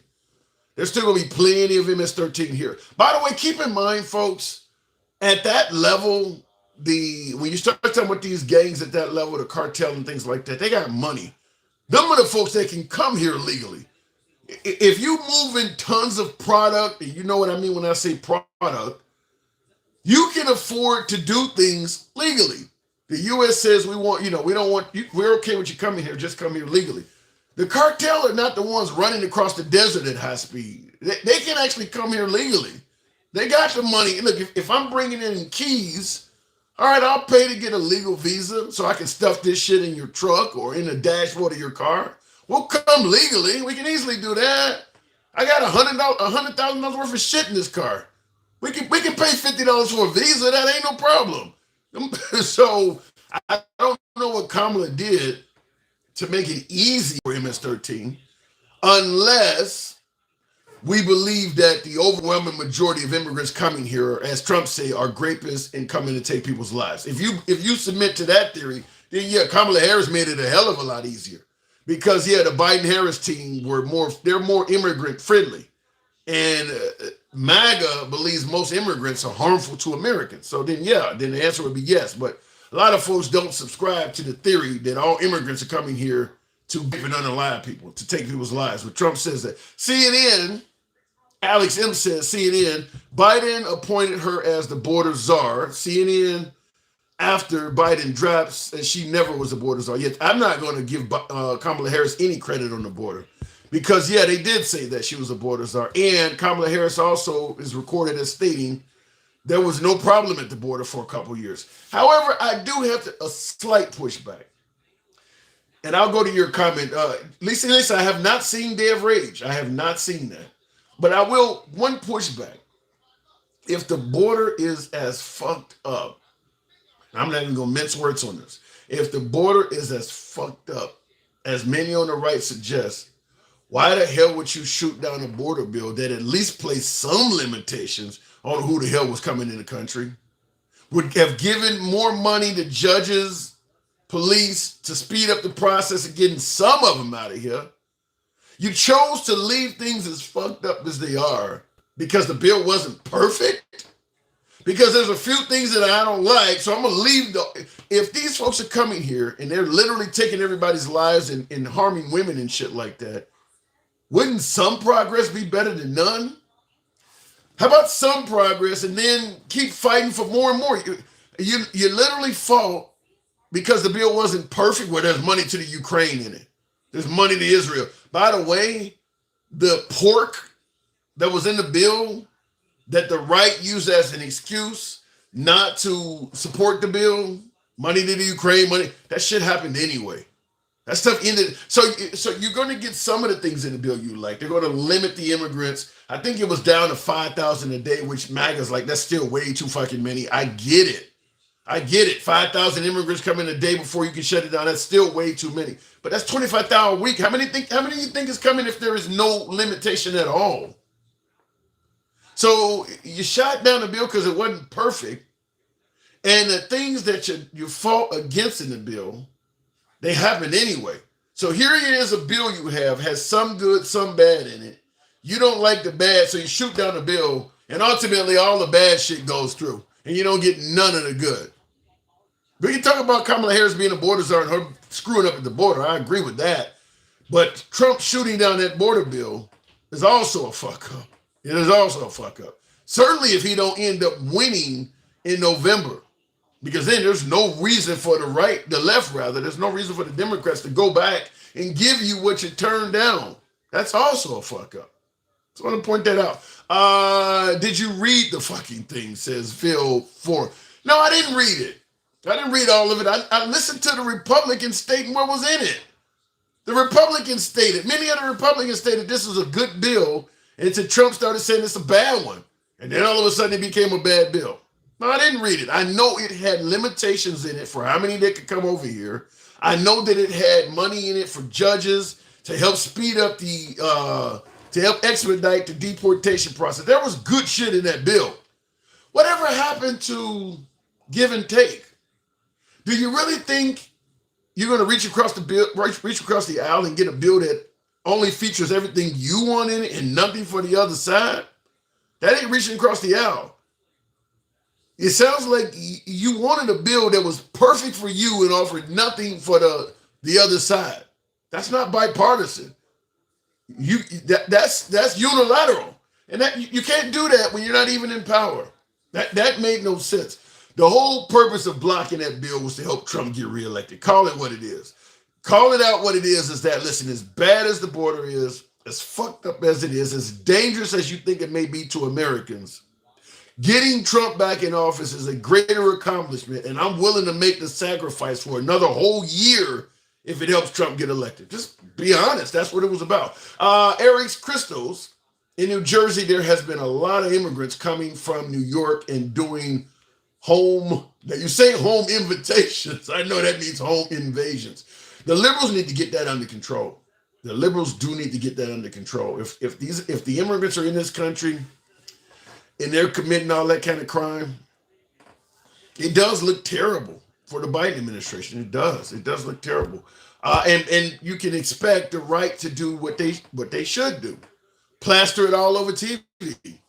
Just like if there were a bunch of women being denied the right to choose and were dying on operating tables. I mean, the liberals would plaster that all over TV. I mean, that's how politics works. The right is going to plaster on television any illegal that commits a violent felony that they can get their hands on. They're going to show it to you as much as they can. That's kind of how politics works. Thoughts on the 94 crime bill? I'm not being Avery. The 94 crime bill featured a lot of draconian punishments, just like the three strike laws and all of that. The whole country was in favor of it, though. I know they tried to use the crime bill in the 90s to try to bash the Biden administration and say, look, they were locking up black folks. I'll just tell you this, and I do agree to some degree that was happening. But here's the problem. I can't come up with any Republican from that era that was pushing back on it. It was bipartisan. As bad as and by the way, Biden wasn't president. Bill Clinton was president in 1994. And I can't come up with it. I can't find, my research has not been able to find a single Republican that was like, this bill is racist. We need to stop. The Republicans are for it too. So you want to credit somebody for the 94 crime bill. It doesn't stop Biden. He was only a senator back then. He didn't do it by himself. Or was he Congress? Probably a senator. He didn't do it by himself. He was a senator from Delaware. He didn't do it by himself. Why would the White House sue Texas from stopping illegals from crossing the border? Methods. There are rules that are in place, federal rules that are in place for crossing the border, such as the method of seeking asylum. MAGA don't want, the way you can legally seek asylum right now, MAGA doesn't want that to be. Remain in Mexico or some other, prove your case before you can come here, something of that nature. But MAGA would like the rules of how you seek asylum to get in this great nation to be changed significantly. What Governor Abbott in Texas was doing was trying to implement those sort of changes without getting the approval of the federal government. You can't do that. He was trying to let his state trump federal law. That doesn't work that way. There are federal rules on how you can get in this country. A state can't change that. Putting shit in the water that, folks are calling, what do they call them? Drowning devices. They were just floating barbers or whatever, but they were devices to make it harder to get in the country. Now, that's a federal job. It's not a state job. And you can't say, well, look, I don't believe the feds are doing their job properly. So as state officials, we're going to do it the way we think should be done. You can't. Then you probably need to secede from the union first. You can't. State rights can't trump federal. It doesn't work that way. I mean, that's all. That's my best answer I can give you. I mean, what the state of Texas was doing was in violation of federal law. That's why they got sued, and that's why they lost. MAGA is scared because it's making this country more diverse. MAGA don't like diversity, says Derek Fennett. Wow. I've been to a couple Trump rallies. I make it clear on the program that I have been to a couple Trump rallies. Fancy Prancy, appreciate the renewal. Thank you, by the way. Appreciate it. Good to see you. And by the way, folks, this is uncensored programming. Today we're kind of addressing the right more because my TikTok audience is more to the left. So today I wanted to do a live where we predominantly address more MAGA, more right-wing topics. Because generally when we got the TikTok open and I'm taking callers, I get a lot more folks from the left. So today we're trying to do it a little bit, just to make it fair. The right don't like TikTok because it's a Chinese app. They prefer to YouTube. So we're going to do it this way. But yeah, the right wants the border. I mean, didn't Trump state we can't take anymore? Trump wanted to close the border entirely. I think the right wants to do that. So Kamala Curry Harris for dog catcher 2024 rapid fire. Okay, all right. MAGA, in regards to MAGA not liking diversity, and I see Eric's Crystal says MAGA does like diversity. That's just CNN talking points. I don't want to say that MAGA does not like diversity. I would say that MAGA has a mindset of get on the Trump train or get ran over by it. So if you have ideals that don't fall in line with MAGA, they're not open to those ideals as much. And in a diverse environment, you're going to have a bunch of different ideals coming at you. Get on the Trump train or get on any train or get ready. That doesn't work if you favor diversity.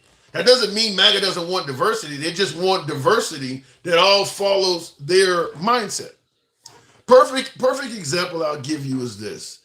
It's a lot. I say this all the time. It's a lot easier to be a Republican politician than it is a Democratic politician. For exactly what I just talked about, diversity in a whole conglomerate of ideas. If you are a Democratic politician, you're going to be getting hit up by feminists for women's rights issues and shit like that. The Muslims are going to come to you and say they feel like they're being mistreated. You're going to hear from the blacks. You're going to hear from the Hispanics. You're going to hear from the LGBT community. If you are a liberal politician, all of these folks want you to tailor laws and your administration to acknowledge them. That's what a liberal politician has to deal with, all of those groups. If you are a right-wing politician, for the most part, you only really have to tailor your administration to straight, white, Christian people. The other groups they all fall in line behind whatever they want. It's a lot easier. Now, that's not saying that the right don't like diversity, but they're not open to all of these ideas. You think the right gives a damn about what the issues the LGBT is talking about? No, you don't even have a place at the table. So it's not that the right do not favor diversity. It's more along the lines of get on the Trump train or get on the Republican train or get ran over by it. Either you rolling with us or go somewhere else. That's kind of how it is. But in the Liberal Party, all of them folks have a place at the table. Look what's happening right now, where the liberals, politicians, are forced to acknowledge the Palestinian protesters. You think the right would give them people a place at the table? You think if Trump was in office, he would give a damn about folks protesting on behalf of folks in Gaza? Wouldn't be any place at the table for them at all. But when you go to liberal gatherings, they're addressing those folks. If Trump was president, he probably had the Secret Service or the National Guard or local police push them people back a couple miles away from the gathering. Get them the fuck up out of here. I mean, whereas the liberals are addressing these people. So that's has something to do with the diversity, is that the liberals address all of these different groups of people. I mean, you see what Trump, Black Lives Matter were protesting during 2020, and Trump tear gassed the fuck out of them. Look, get them out of the way. I got to go over here and talk about the Bible. Get them out of the way. I mean, he's not going to address all of them folks. So that's the difference in regards to diversity or whatever. Looking in the comments, thank you folks that are tapping the screen. We might be to get to 25,000, maybe. Appreciate you folks that are tapping the screen. I wonder what apparatuses are being used to gauge how many illegal immigrants are coming in. Nothing, Kelbrook, nothing. It's strictly made up statistics. And I'll tell you why. I watched a rally of Trump's a few months ago where he talked about 10 million illegals were in the country. And within a couple of weeks, he was talking about 18 at another. He went from 10 million illegals to 18 million illegals in like 2 or 3 weeks. He's just throwing numbers out there. The same thing about they're not sending us their best and brightest, they're sending us their rapists and murderers and all this stuff. Look, at the end of the day, one of them coming over here and harming somebody is too damn many. But Trump likes to exaggerate. That's what we know that. Trump likes to exaggerate, so kind of got to take that with a grain of salt. He will be asking if he could shoot them, says Charles Vaughn. Damn. There are rumors, and I'll leave it in the alleged category.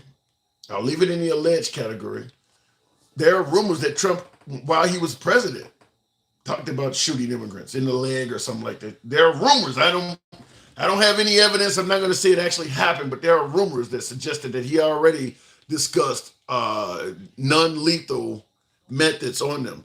And I see Eric's Crystal says he does inflate numbers a lot. All right, we getting somewhere, Eric. Appreciate it. Trump inflates numbers a lot, so you kind of gotta take his numbers with a grain of salt. And what the GOP just caters to racism, says blessed to know. I don't know if the GOP caters to it. I'd have to have you define that. Tim being interviewed by jazz hands. What the hell does that mean, Alex? There's 21.3 immigrants in the U.S. every year. 21.3. I mean, there's only 350 million in this country. 21.3 million immigrants. I think that's way more than, I don't know. I'm going to plead ignorance to you. Could be right. But to me, that number sounds high. That number sounds high to me. That's over 1 million a month. Well over 1 million a month. That's over 1.5 million a month. My math is catching up to your statement. I don't believe it's that many. 1.5 million a month? No way do I believe it's that many. I'm gay, says Alex. Alex M says, I'm gay and the LGBTQ plus is tripping. They take it too far. Have you ever seen Folsom Street Fair? It's like a full-on orgy in public. No, I have not, Alex M. But here's the problem, though. There's a lot of gay couples throughout America that just go to work every day and come home. They're happy and gay. Simple as that. They're just regular folks. It's not fair to take outlandish activities of some gay people and brandish it on all of them. If you see a drag queen show, or maybe they're showing fake titties and things like that where kids are in sight, it's not right to take what you've seen happening at that show and accuse all members of the gay community of doing the same thing. That's not happening. I mean, so just want you say they're going too far. How about some of them are going too far?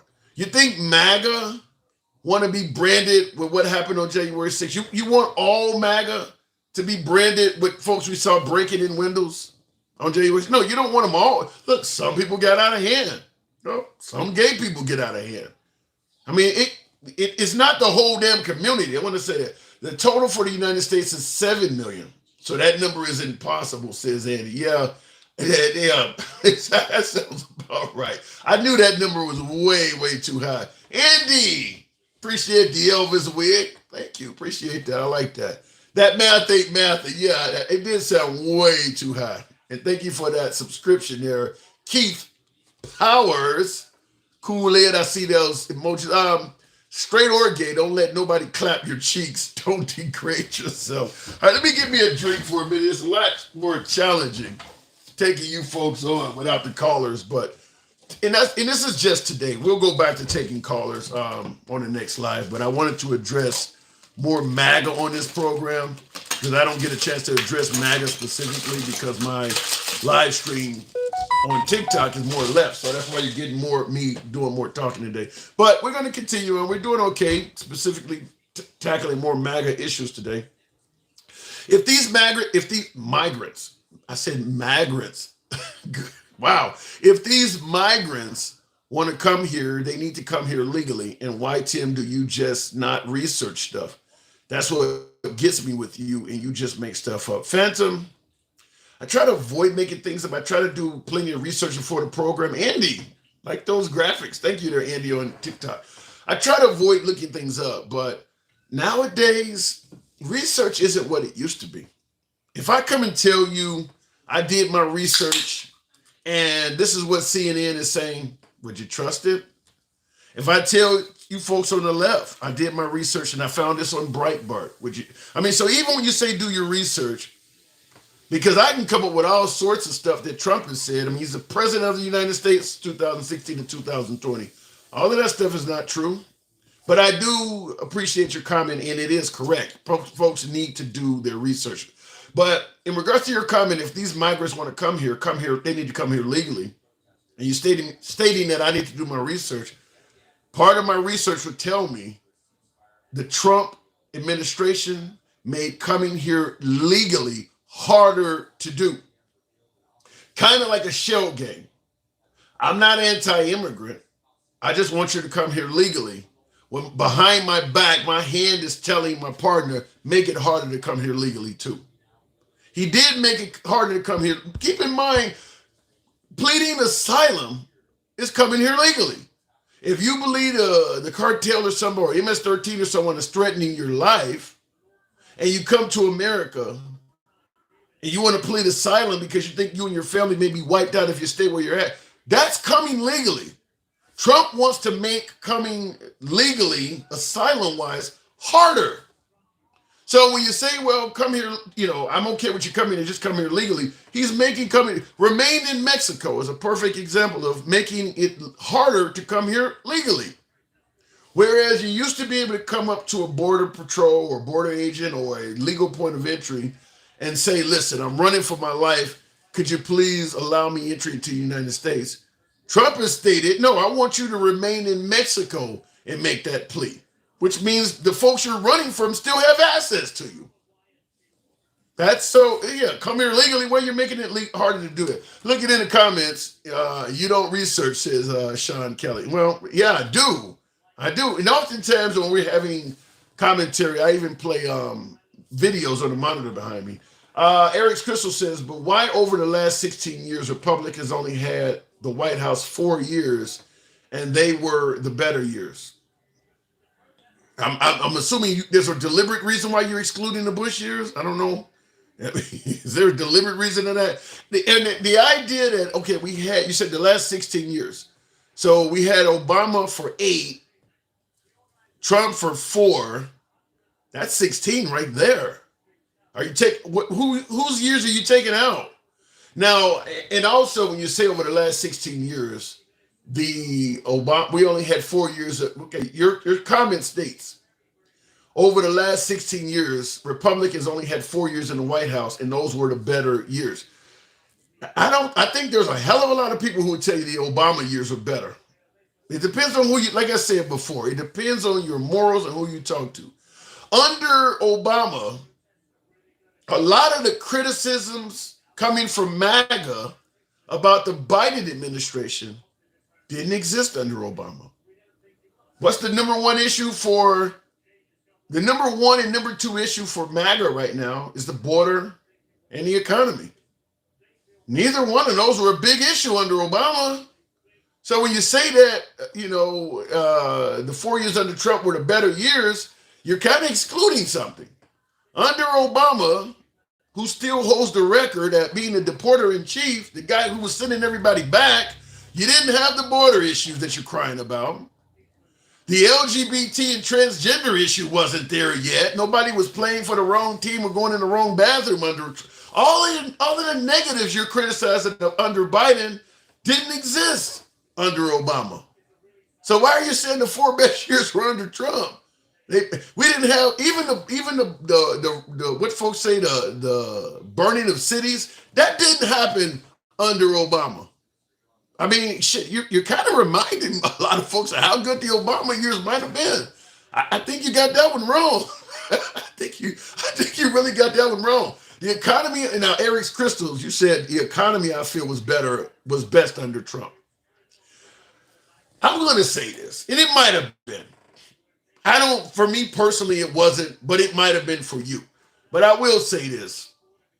One thing that really helps President Trump out, that really benefits Trump over any other politician, is ramming things down your auditory canal, your damn ear. If somebody says something over and over again, and it looks even a little bit like right, you remember it. Obama wasn't like Trump brag all of the good points, that the perceived good points of the Trump economy. He's going to hold hundreds of rallies throughout his administration bragging on all of that shit. The economy, for all intents and purposes, was really good under Obama. Certainly if you compare it to George W. Bush that he replaced. Obama wasn't holding rallies constantly bragging about the economy, but the numbers are there. If Trump took the economy from George W. Bush, that was in the same situation as it was under George W. Bush, and he did the exact same thing with the economy that Obama did, Trump would have bragged on it probably 1,000 times more than Obama, and you and others would likely think it was much better. It does help Trump to keep saying the same shit over and over again. It does sink into people's mindset. Obama doesn't do that, and Joe Biden just doesn't have the energy to do it. I mean, Joe Biden doesn't have the energy to go on rallies. Trump went on rallies his whole administration, constantly telling people what he was doing great, whether it was true or not, saying it, just like, for instance, the 18 million illegals. People believe that because he says it so much. People actually believe. So it does help to keep saying the same thing over and over again. But I do tell you that under Obama, I think most of the negatives that MAGA are talking about didn't exist. I think that even MAGA, if you really think about it, it was probably better under Obama. Okay, you want to say the economy was slightly better under Trump in your opinion? Fine. But think about all the other shit you're complaining about. That stuff didn't exist. The LGBT issues, the border issues, the transgender issues, none of that stuff existed under Obama. So I think if you really think about it, you probably favor the Obama administration more than you realize. You're just not really a big fan of Obama, so it's going to be a little difficult to give him credit. Trump bought up the border and economy for vote. What do you mean? Trump bought up the border and economy for. I don't quite get that, Charles Vaughn. I say it all the time when they brag on Trump's economy. It makes Obama look good. Yeah, I mean it ain't just the economy though. It's the other stuff that the MAGA crowd has an issue with. None of that stuff was really happening under Obama either. A little to the left, trucker. Appreciate that subscription. Deport Obama to Kenya. Oh my God. Who said that? Mr. Random. That is random as fuck. Says deport Obama to Kenya. I think that says oh shit. Am I reading that right? With 2 T. Okay, we'll go with that. Oh shit, when I love the name. Says Obama divided the races. There's some truth to that for the simple fact that he's the first black. Every African American that was the first to do something divided the races. Simply put, there was a hell of a lot of white people that don't want him doing it. Period. First black baseball player. You know, the first black first black general, first black quarterback. Anytime you are the first black person to do something, you're going to divide the races because there's going to be a hell of a lot of white people that don't want you doing it.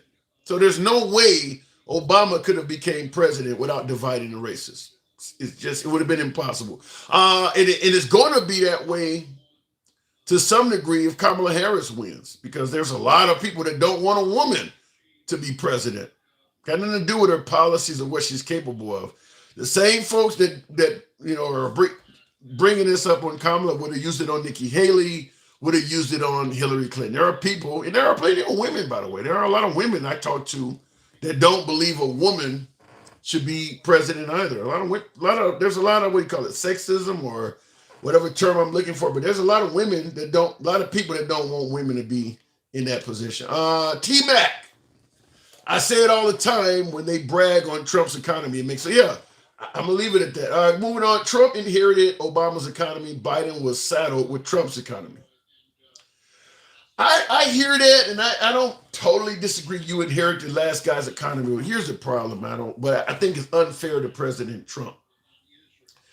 If let's say Trump inherits a good economy from Obama, and he doesn't do anything to fuck it up, but instead of giving him credit at all for the economy, we keep saying, well, he don't get any credit. He got it from Obama, knowing damn well if he fucked it up, we would blame him for it.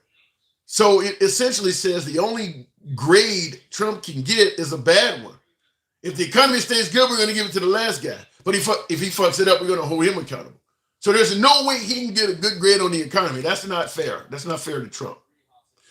When you're president, in my opinion, when you're president, however the economy is doing under you, you're going to get credit for it, whether it's good or bad. Even if the last guy made some of the decisions that are hurting you. That's just the way it is. Listen, this is Eric Crystal says, listen, I was good under Obama, better under Trump, and the worst under Biden. I voted for Obama. Yeah, I'll say it again. When you listen to and before I started the program, I kind of wrote down I knew what this stuff would come up. The main concerns for MAGA, number one is likely the border. I would say the economy. I think I hear more about the border because the economy, if you listen to the analysts, even the likes of Neil Cavuto and Charles Payne on Fox, they're saying the economy is not as bad as the right is saying. The border is a different story. So number one for the right is the border. I'd say probably two being the economy. I had three being LGBT issues. I could be wrong on that. Women's right to choose is in there somewhere, but I did when I see the comments. AP1 says Obama economy in crunch time, Trump folded COVID. All right. Real quick, Forrest Savage says, are you kidding me? Are you paying your own bills? Yeah. And I'm making my own damn money too. What's your point? Look, I don't see a lot of folks losing weight under Biden because they can't afford food. And real quick, before I continue the program on, I thank you folks for tapping the screen on TikTok. So we can get up to about 30,000, maybe, with this audience. But tap the screen, get the likes up. Smash that like button on YouTube as well. This is uncensored programming. We don't block, ban, or censor anyone. Behind me, I have a monitor going. Apparently, this is the Gaza Palestinian-Israeli conflict. It's getting serious over there over the last few hours. Now, I don't know if any of you folks have been watching the news today, but the Hamas, the ones that took the hostages last October, they deliberately executed six or seven of them over the last 24, 48 hours. And 72 hours is what Israel's saying. And Israel found them. One bullet, back of the head type stuff. And there's a huge protest now taking place right now in the evening hours in Israel. They're pissed off at Benjamin Netanyahu. In other words, they've been keeping these folks alive this whole damn time while a whole debate about a ceasefire is being discussed. And as opposed to working on a ceasefire, Netanyahu is kind of hell-bent on revenge. Well, Hamas is probably like, fuck, I mean, we're not going to get a ceasefire. Now, I'm not defending Hamas at all. They were completely wrong for what they did on October 7th, and they need to be dealt with. But I'm just simply saying, I think Hamas has gotten to the point where they realize they trying to, look, what Hamas did is wrong, and Israelis' response is going to be to annihilate them. So what's the purpose of keeping hostages alive? Eventually, they're going to catch up to us, execute us, and take the damn hostages anyway. So the citizens of Israel are pissed off at their own damn government because they now realize you could have had a ceasefire and got some of these folks sent home. Now they still have dozens of hostages.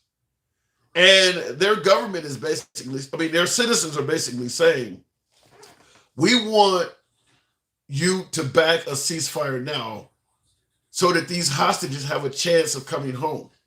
But if you keep taking a hardline approach of bombing, President George W. Bush, that used to say we don't negotiate with terrorists, fine, that's fine. But that means if you held a hostage, you ain't coming home either. No negotiation? Well, why would I send your ass home? So the citizens of Israel are now pissed off with Benjamin Netanyahu because it does appear as if his hardline stance has really given Hamas no reason to send the hostages back. They report that those folks that were executed show that it happened within the last 72 hours. So right now, you're talking about Trump crowd size. They're talking about over 300,000 people are on the streets of Israel right now as we speak protesting. It's bad over there. It's getting big. Continuing on, though, I just wanted to point that out because it's on my big screen behind me and it's been on the whole time. Going back to the actual program, though, 700,000 protesters in the street in Israel, says Charles Vance. Wow. I heard 300,000. I mean, it's still, regardless of what the actual number is, both of them that's still a lot of people, especially in a smaller country like Israel. That's a lot of people. So continuing on the program, they're not going to be released no matter what. If you're a Palestinian, kick Hamas out if you want. Well, I don't agree with that. Philip Janik said they're not going to be released no matter what. Didn't they release some hostages? They've already released some people. You could make a ceasefire deal with them, suggesting that we'll do it in stages, just to make sure this is done in good faith.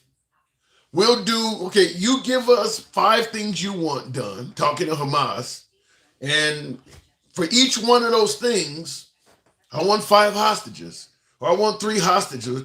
This is how negotiations work. You don't get a negotiation where you get every damn thing you want and the other side gets 0.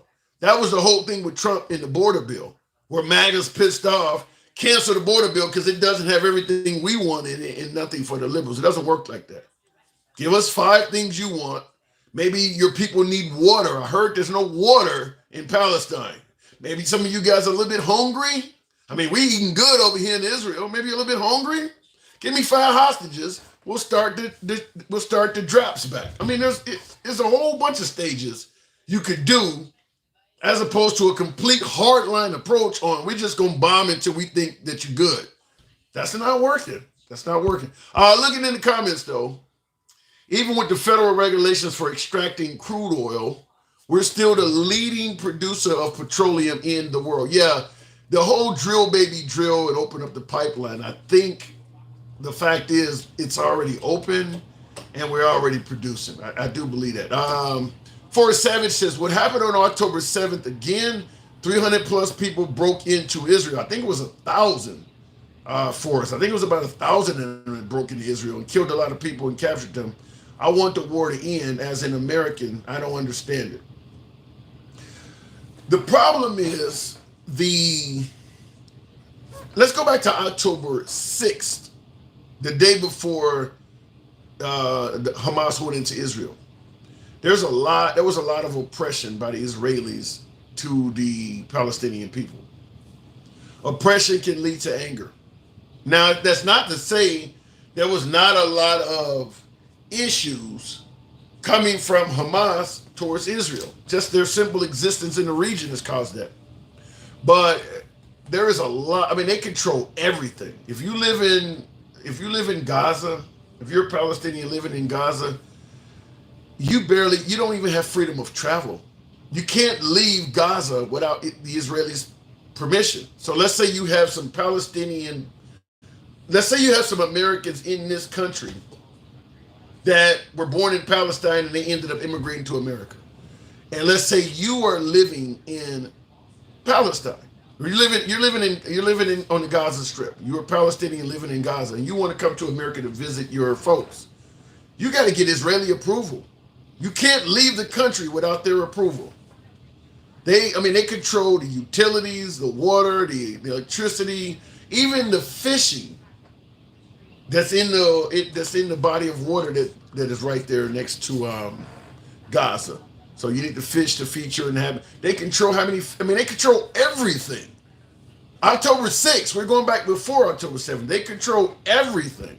So the people don't like being oppressed. I'm not defending what happened on October 7th at all, but I'm just simply saying I understand it. They control everything. Looking in the comments, they did that. Israel released 150 Palestinian prisoners and opened for humanitarian aid. They mamas released 5 out of the 100 agreed upon. Well, and that's how you got to keep doing it. Keep giving some, keep getting some. I think that Hamas would like for this to end. They know ultimately, if they keep fighting Israel, it could mean total annihilation. The Israelis are going to get the best of them eventually. So if they just want the Israelis to bend a little bit, because right now, if Hamas completely surrenders, along with the Palestinians or whatever, you really can't tell the difference between Palestinians and Hamas. It's just Palestinians deciding to join Hamas. If they surrender unconditionally to Israel, there's no guarantee their life is going to get any better. It certainly ain't going to be better than it was on October 6th before this happened. It's going to be worse than that at the very. So they don't have it. They're fighting for their very existence to some degree. Looking in the comments, we are drilling more now than under Trump. I believe that's true. But like I said, Trump gets the win because he says things over and over again, and people tend to believe that. Charles Vance says the world's largest prison. Yeah. What they call it, an open-air prison.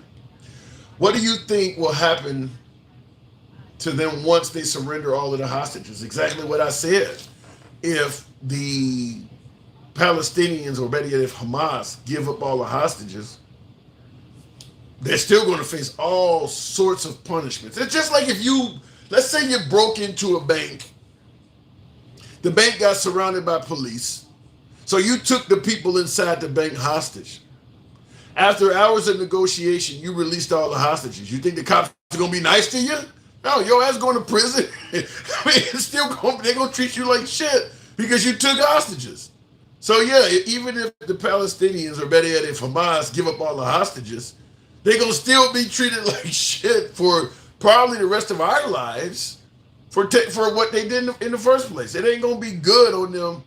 The Israelis are going to be suspicious of them, just like if you went in a bank and you took hostages, society would be suspicious of you as a citizen probably for the rest of your life. You're going to do a lot of time in jail as a felon, and when you get out, there's going to be all kinds of rules and regulations limiting your life. That's what happens in America. Well, they're going to do the same thing. So, there may not be much of an incentive. And I see what Brian Smith just said, what I was going to say too. Yeah. So there's no incentive. There's not a lot of incentive to work with Israel. The outcome's going to be bad no matter what you do. You're either going to face lack of liberty or death. That's it. That's it for the Palestinians. As long as the United States continues backing the Israelis, because you can't rewind things back to October 6th. October 7th happened. There's no way to undo it.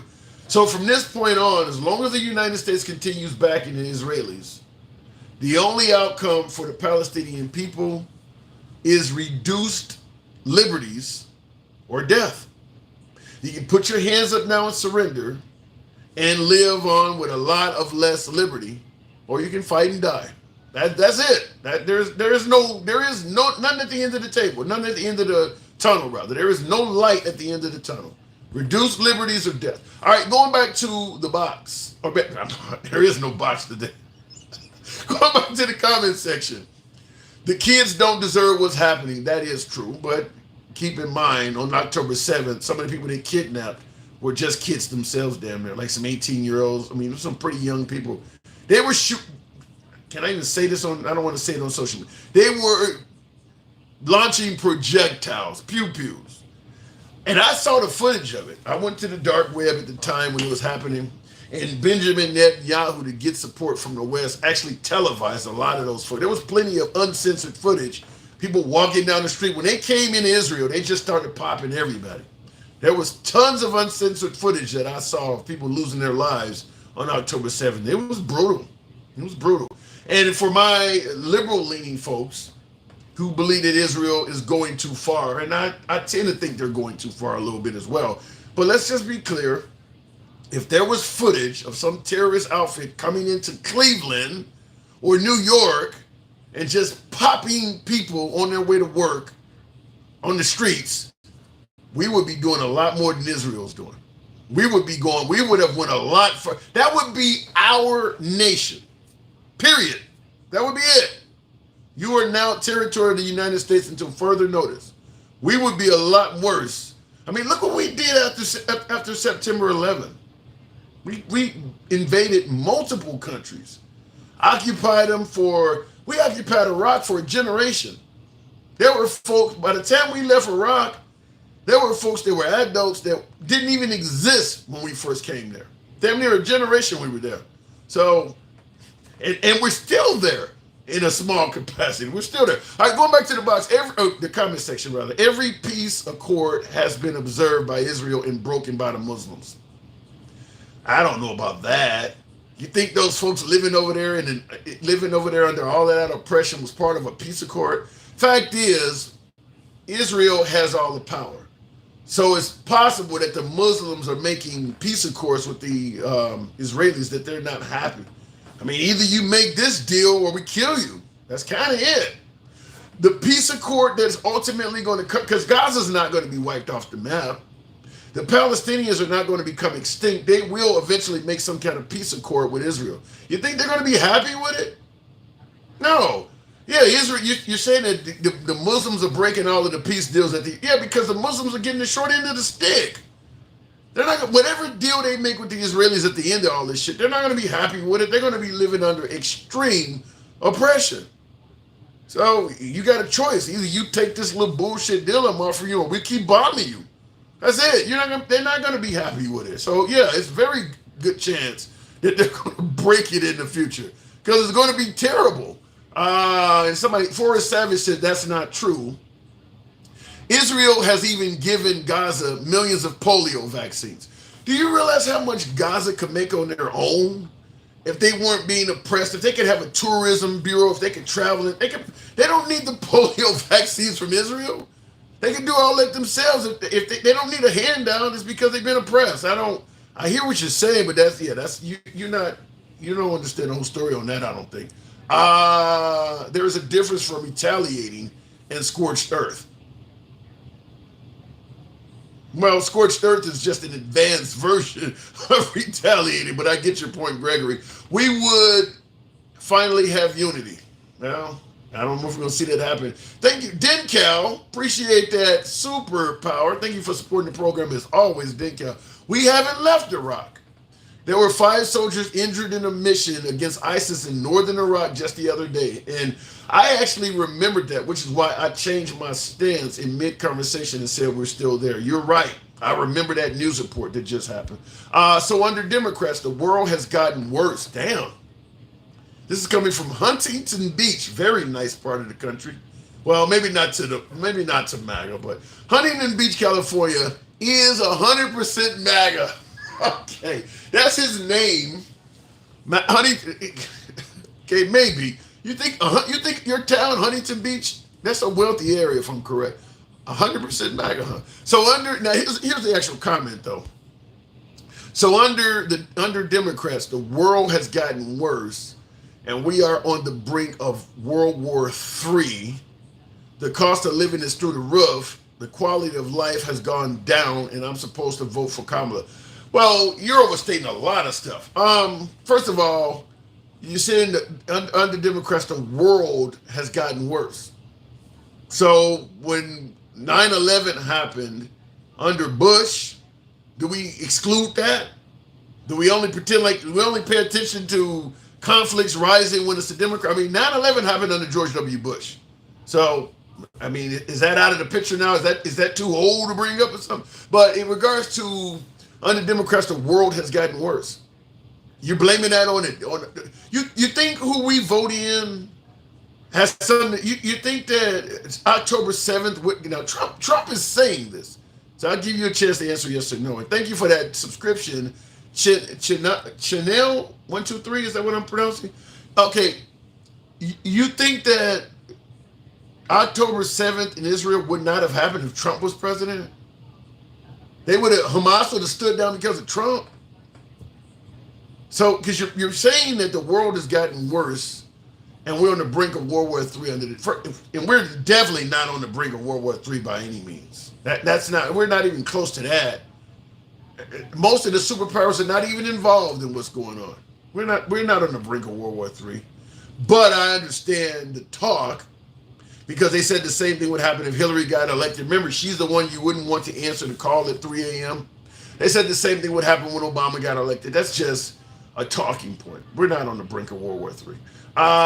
The cost of living is through the roof. The quality of life has gone down. How is okay, in regards to the cost of living has gone through the roof. There's some validity to that, but salaries have matched it. I will, like I mentioned earlier in the live stream, people were buying big screen TVs. I've been watching the WNBA now that Caitlin Clark. I don't have a lot of Biden moments today. Now that Caitlin Clark is playing in the WNBA, they're selling tickets out right and left. People are buying discretionary shit. Discretionary shit. The idea that everybody's broke, and this ain't the Great Depression as Trump tried to make it sound like. In fact, the analysts were trying to suggest that under Biden, the whole time Biden was president, the analysts kept saying we were going to have a recession, and Trump was telling the people it was going to be a depression. Neither one of those things so far has happened. We never officially entered a recession, and we didn't come any damn near close to a recession.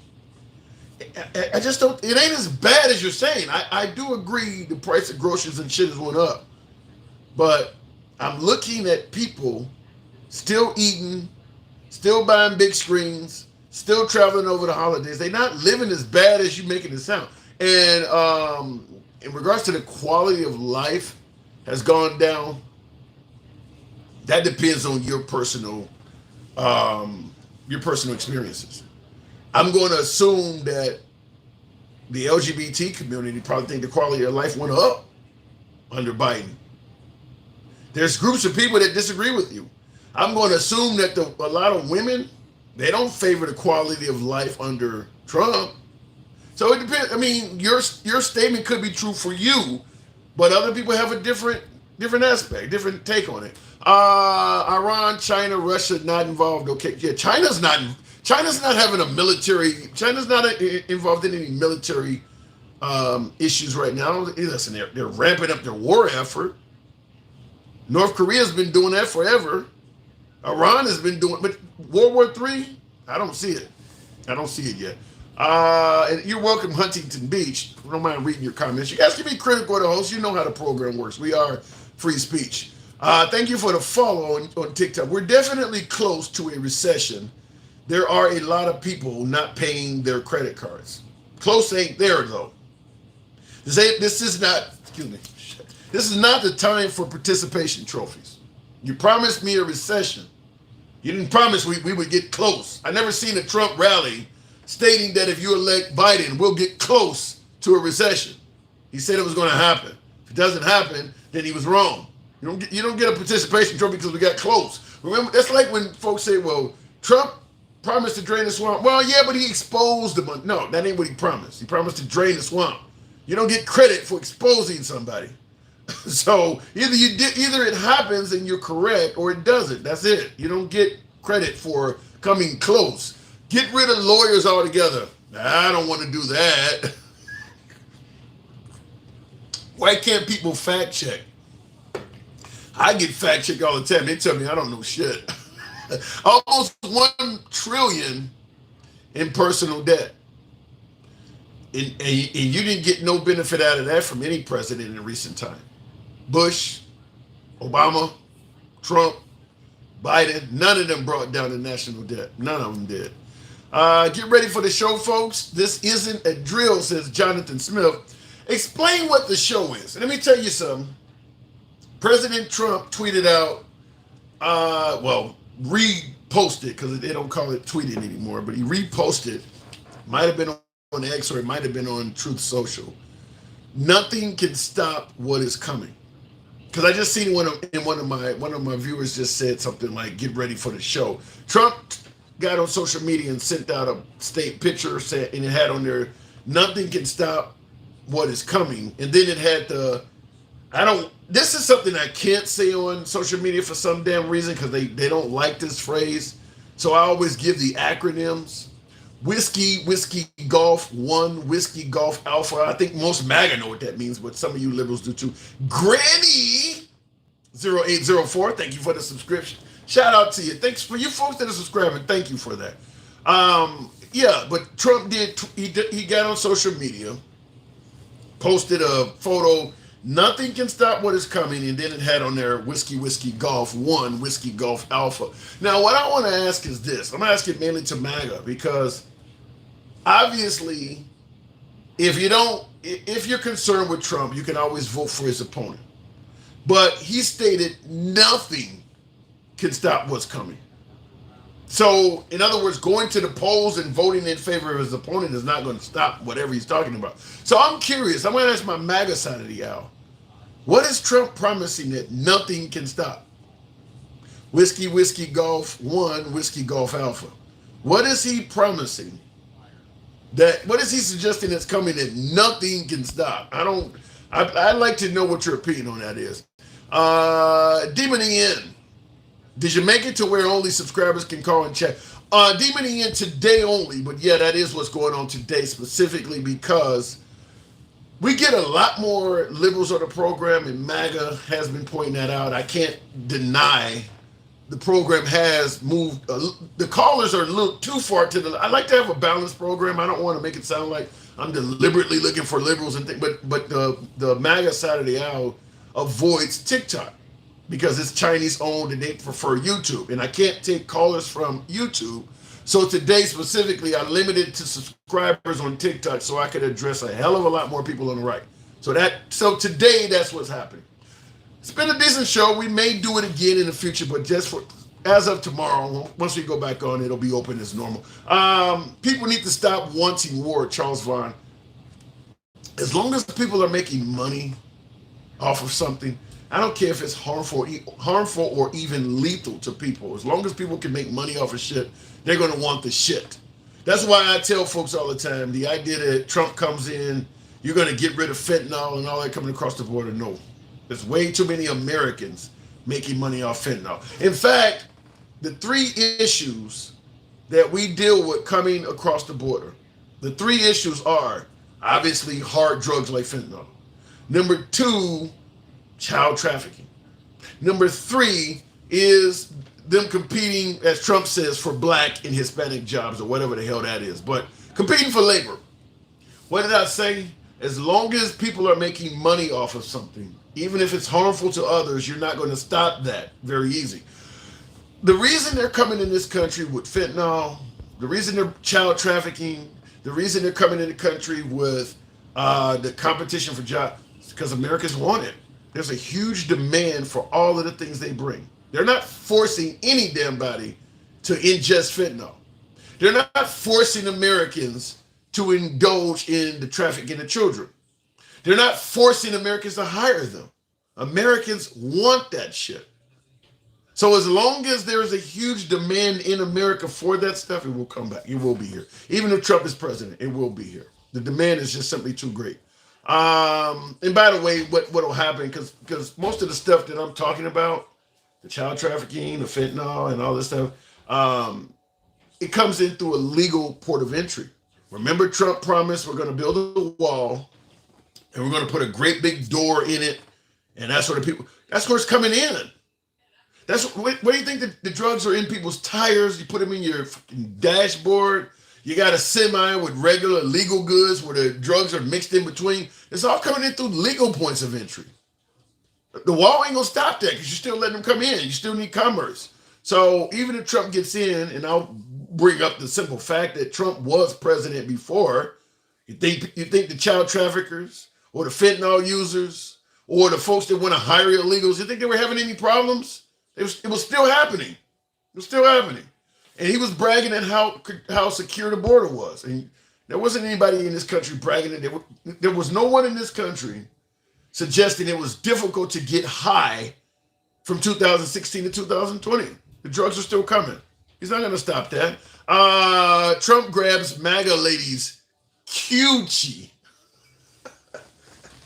That goes back to the whole locker room talk, but I like the spelling of it. Marcus G says Trump grabs MAGA ladies Kewchie. That's a unique spelling for pussy. Coochie. I like it. I like it. Very unique. Rest in peace, Mac Miller, OD'd on fentanyl in 2018. Yeah. In the middle of the Trump administration. No, the USDA forced those on Norco to go to the streets for heroin and Chinese fake Norco. I'm telling you, with absolute confidence, narcotics were making it across the southern border under the Trump administration. Simply. What did he say? You know, I'm okay with immigrants, just come legally. You think folks that are moving millions of dollars worth of smack can't find ways of coming in the country legally? Pay off border agents, pay off, law enforcement. Trump ain't gonna stop that. I'm gonna tell you that. Just like he ain't gonna stop immigrants coming here and competing for Black and Hispanic jobs, because a lot of his lobbyists are indulging in that shit. Just like after the Mandalay Bay shooting, when Trump talked about sometimes you got to take guns away before due process and you got to fight with the NRA, and the next day he had changed his tune, the right people talked to him. We donate a lot of money to your fucking campaign. How dare you go out there and say some shit about fighting with the NRA? You know how much money we gave you? Well, the same thing with this stuff. There's a lot of businesses that have given the Trump campaign a fortune, just like the liberal campaign. If all of a sudden he gets up there and starts making it hard for some of these corporations to hire and find the low, cheap labor that they're enjoying coming across the border, well, you're hurting our bottom line. Well, there goes any donations to you. We used to be able to, which is why I'll tell you something. If an immigrant comes in this country and harms an American, you'll see Trump have them on stage. The family of the injured will be on stage talking about how bad illegal immigrants are and things like that. You'll never see Trump boasting about prosecuting companies in this country that hired illegals. If you want to stop illegal immigration, you got to stop it from all sides. There's a lot of these folks getting jobs. Why not go after the Americans that are hired? You don't hear him bragging about that at all. Now, I'm not saying he didn't do it.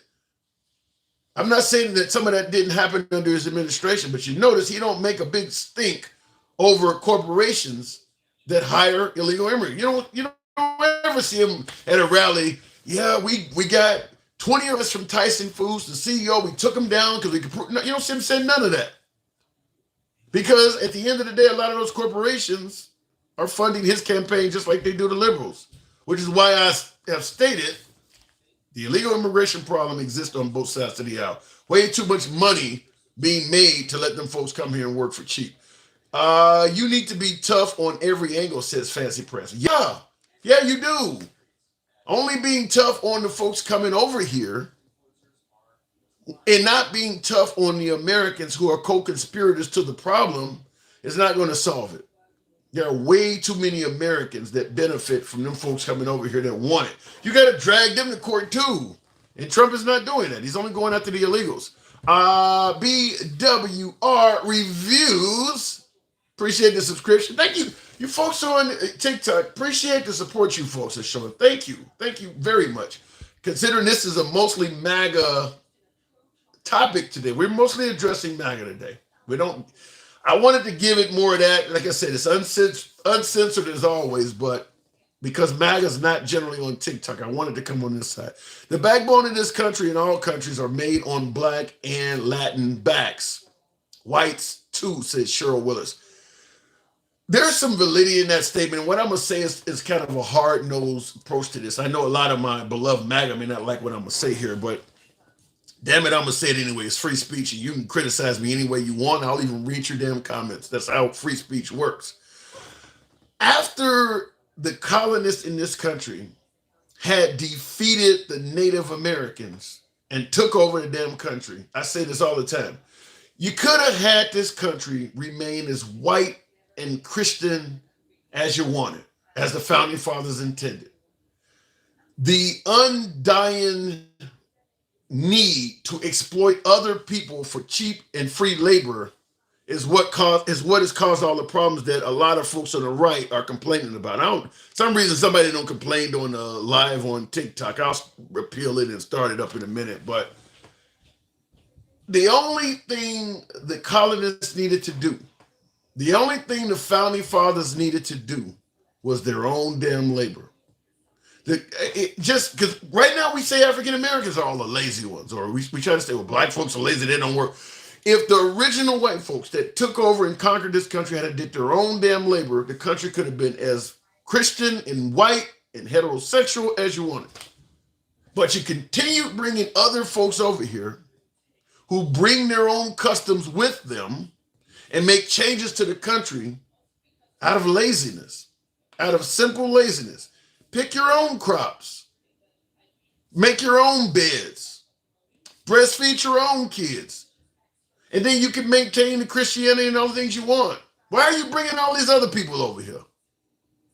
That's what's happening now with the Hispanics. You're pissed off that they come over here when they don't speak English or they don't assimilate. Do your own labor and you wouldn't have them here. That's all that needs to be done. So you can talk about who you want that you might feel is lazy in 2024, but it's pretty clear that the original colonists of this country were lazy as fuck. If they had simply done their own labor, the country was theirs for the keeping. You didn't have to bring everybody else over here trying to get free and cheap labor out of them. There's a price to pay for that. And that's what you're dealing with. Anyhow, folks, I do appreciate some Democrats think that way. No, that's the truth. What's the truth? You didn't need to bring him over here. He said he believes in exceptions for rape, incest, and murder, and the decision belongs to the state. Well, Vicky, that's the problem. In regards to Trump, pro-life, pro-choice, he said he believes that there should be exceptions for rape, incest, and somebody's loss of life or whatever. But then you follow up by saying, and that decision belongs to the states.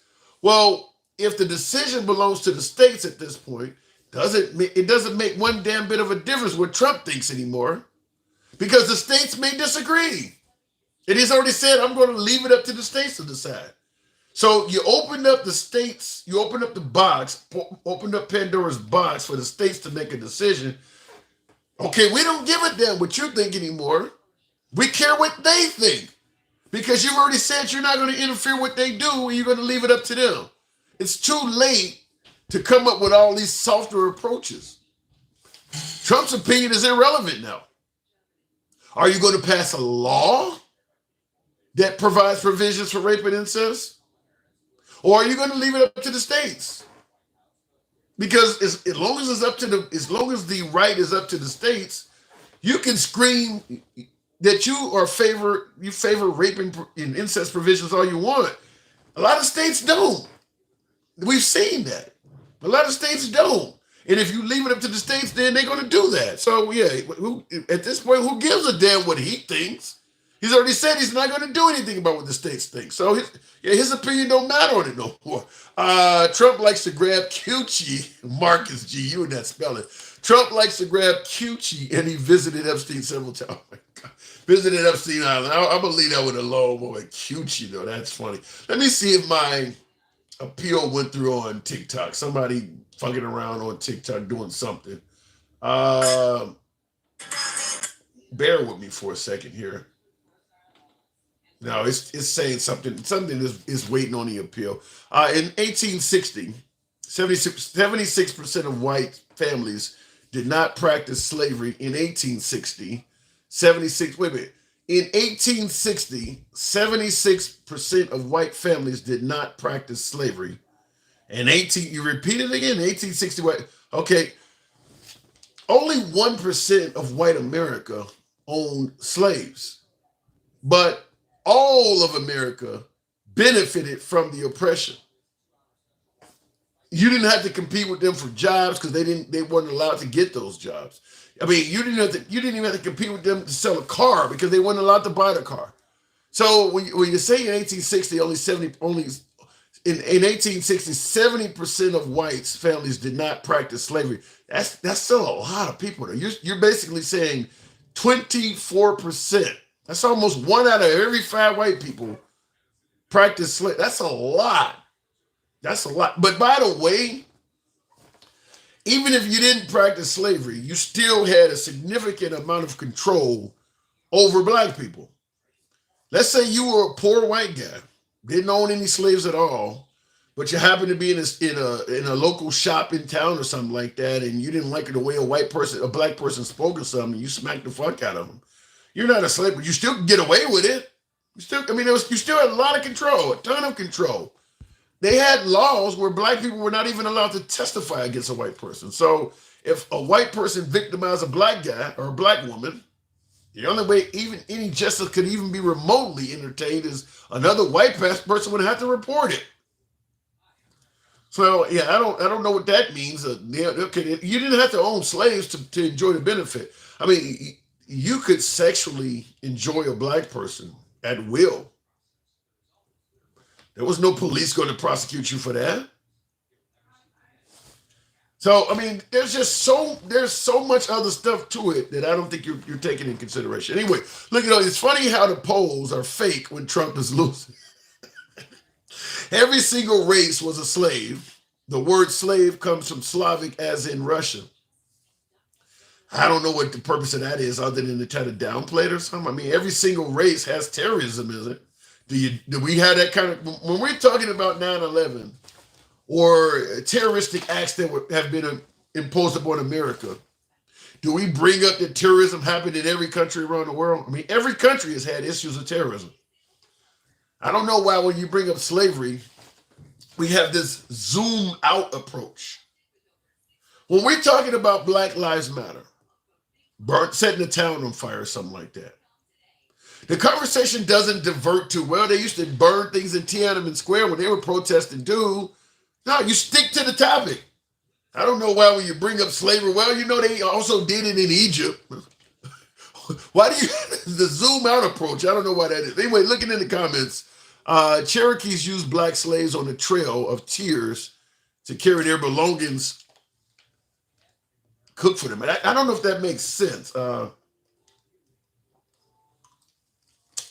Huntington Beach, you're saying Cherokees used black slaves on the Trail of Tears.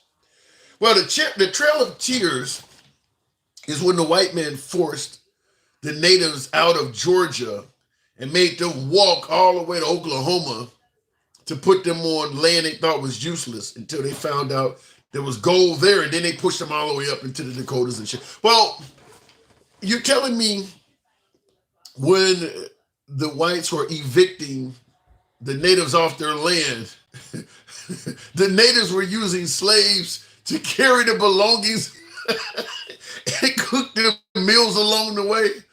All right, I don't know if that's true or not. I won't look. If it's true, it's true, but it's funny though. Okay, you said the oppressed had slaves. All right, Huntington Beach is 100% MAGA, and Southern aristocrats owned hundreds of thousands. So what? Yeah. All right. Protesting is terrorism in America. I don't think that's the case. The USA government enforced and legislated the slave codes. It doesn't matter the individual slave owners. The entire USA government was complicit. That is true. That is all you need to say. The whole government. By the way, we started out, as we say, a free country.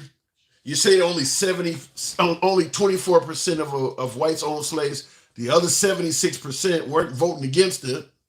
They weren't trying to abolish it. So everybody was in on the fix. I mean, there was a civil war for a reason. Most whites in the South did not own slaves, but most whites in the South were not for freedom for blacks. So it is what it is. Indentured servants, they were slaves also. No, they were not, Patrick. It's different. An indentured servant it's close.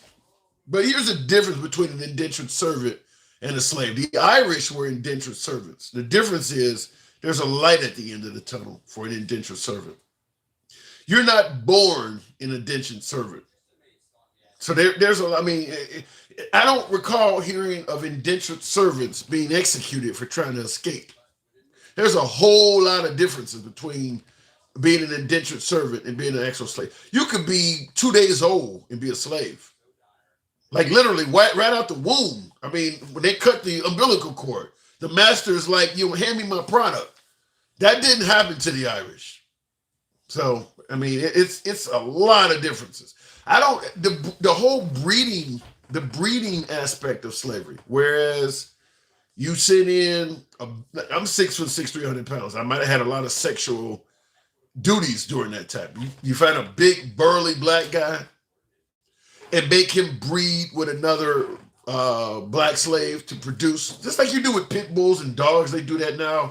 You do it with horses, and they were doing it with people. So you want a big worker that's going to be strong and able to work in the fields. So you take a big slave and you make them breed. The woman didn't have the right to say no during the time of breeding. So that's 100% rape. So all of the breeding. So I mean, it's one of the things we don't talk about is the sheer amount of rapes that took place. But I don't think that was happening during the Irish trade. They weren't breeding the indentured servants. That's another issue that did not happen. So yeah, the Irish, I think the African slaves would have been willing to give an arm to become an Irish slave.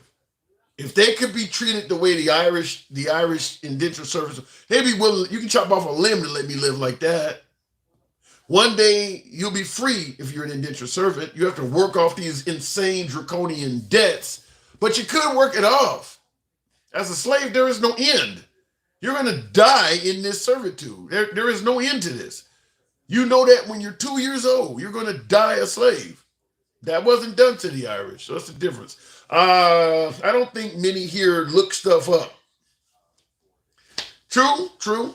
I mean, some folks try to suggest that I don't look it up, but yeah, big difference between the indentured servants and and not to mention that just the sheer length of time it went on too. By the way, what was going on with the Irish didn't go on for hundreds of years like that. And if you want to compare what happened to the Irish to what happened to the Africans, you got to talk about the whole Jim Crow era. Even once slavery ended, they continued doing everything they could to keep blacks in captivity as long as they come in. Sharecropping and all. I mean, they still did it. So it's to me, it's a whole different ballgame. I'd 100 times rather be an indentured servant. I'd rather be an Irish than I would have black back then. It's 100 times different. Were the Irish slaves in America? Yeah, the indentured servant. Yeah, the Irish, that did happen in America. It did happen in America. But like I said, it was for a much shorter period of time, and the treatment was far less harsh. But it did happen in America. Waltz got married in China on the Tiananmen Square anniversary massacre. Did he? I don't know. What does that mean? That doesn't. They were trying to say that about Bernie Sanders when he was running for president. That him and his wife had a honeymoon or got married in Russia or something like that. So at the time, they were trying to say that means he's a communist because he got married. They didn't know Trump was coming.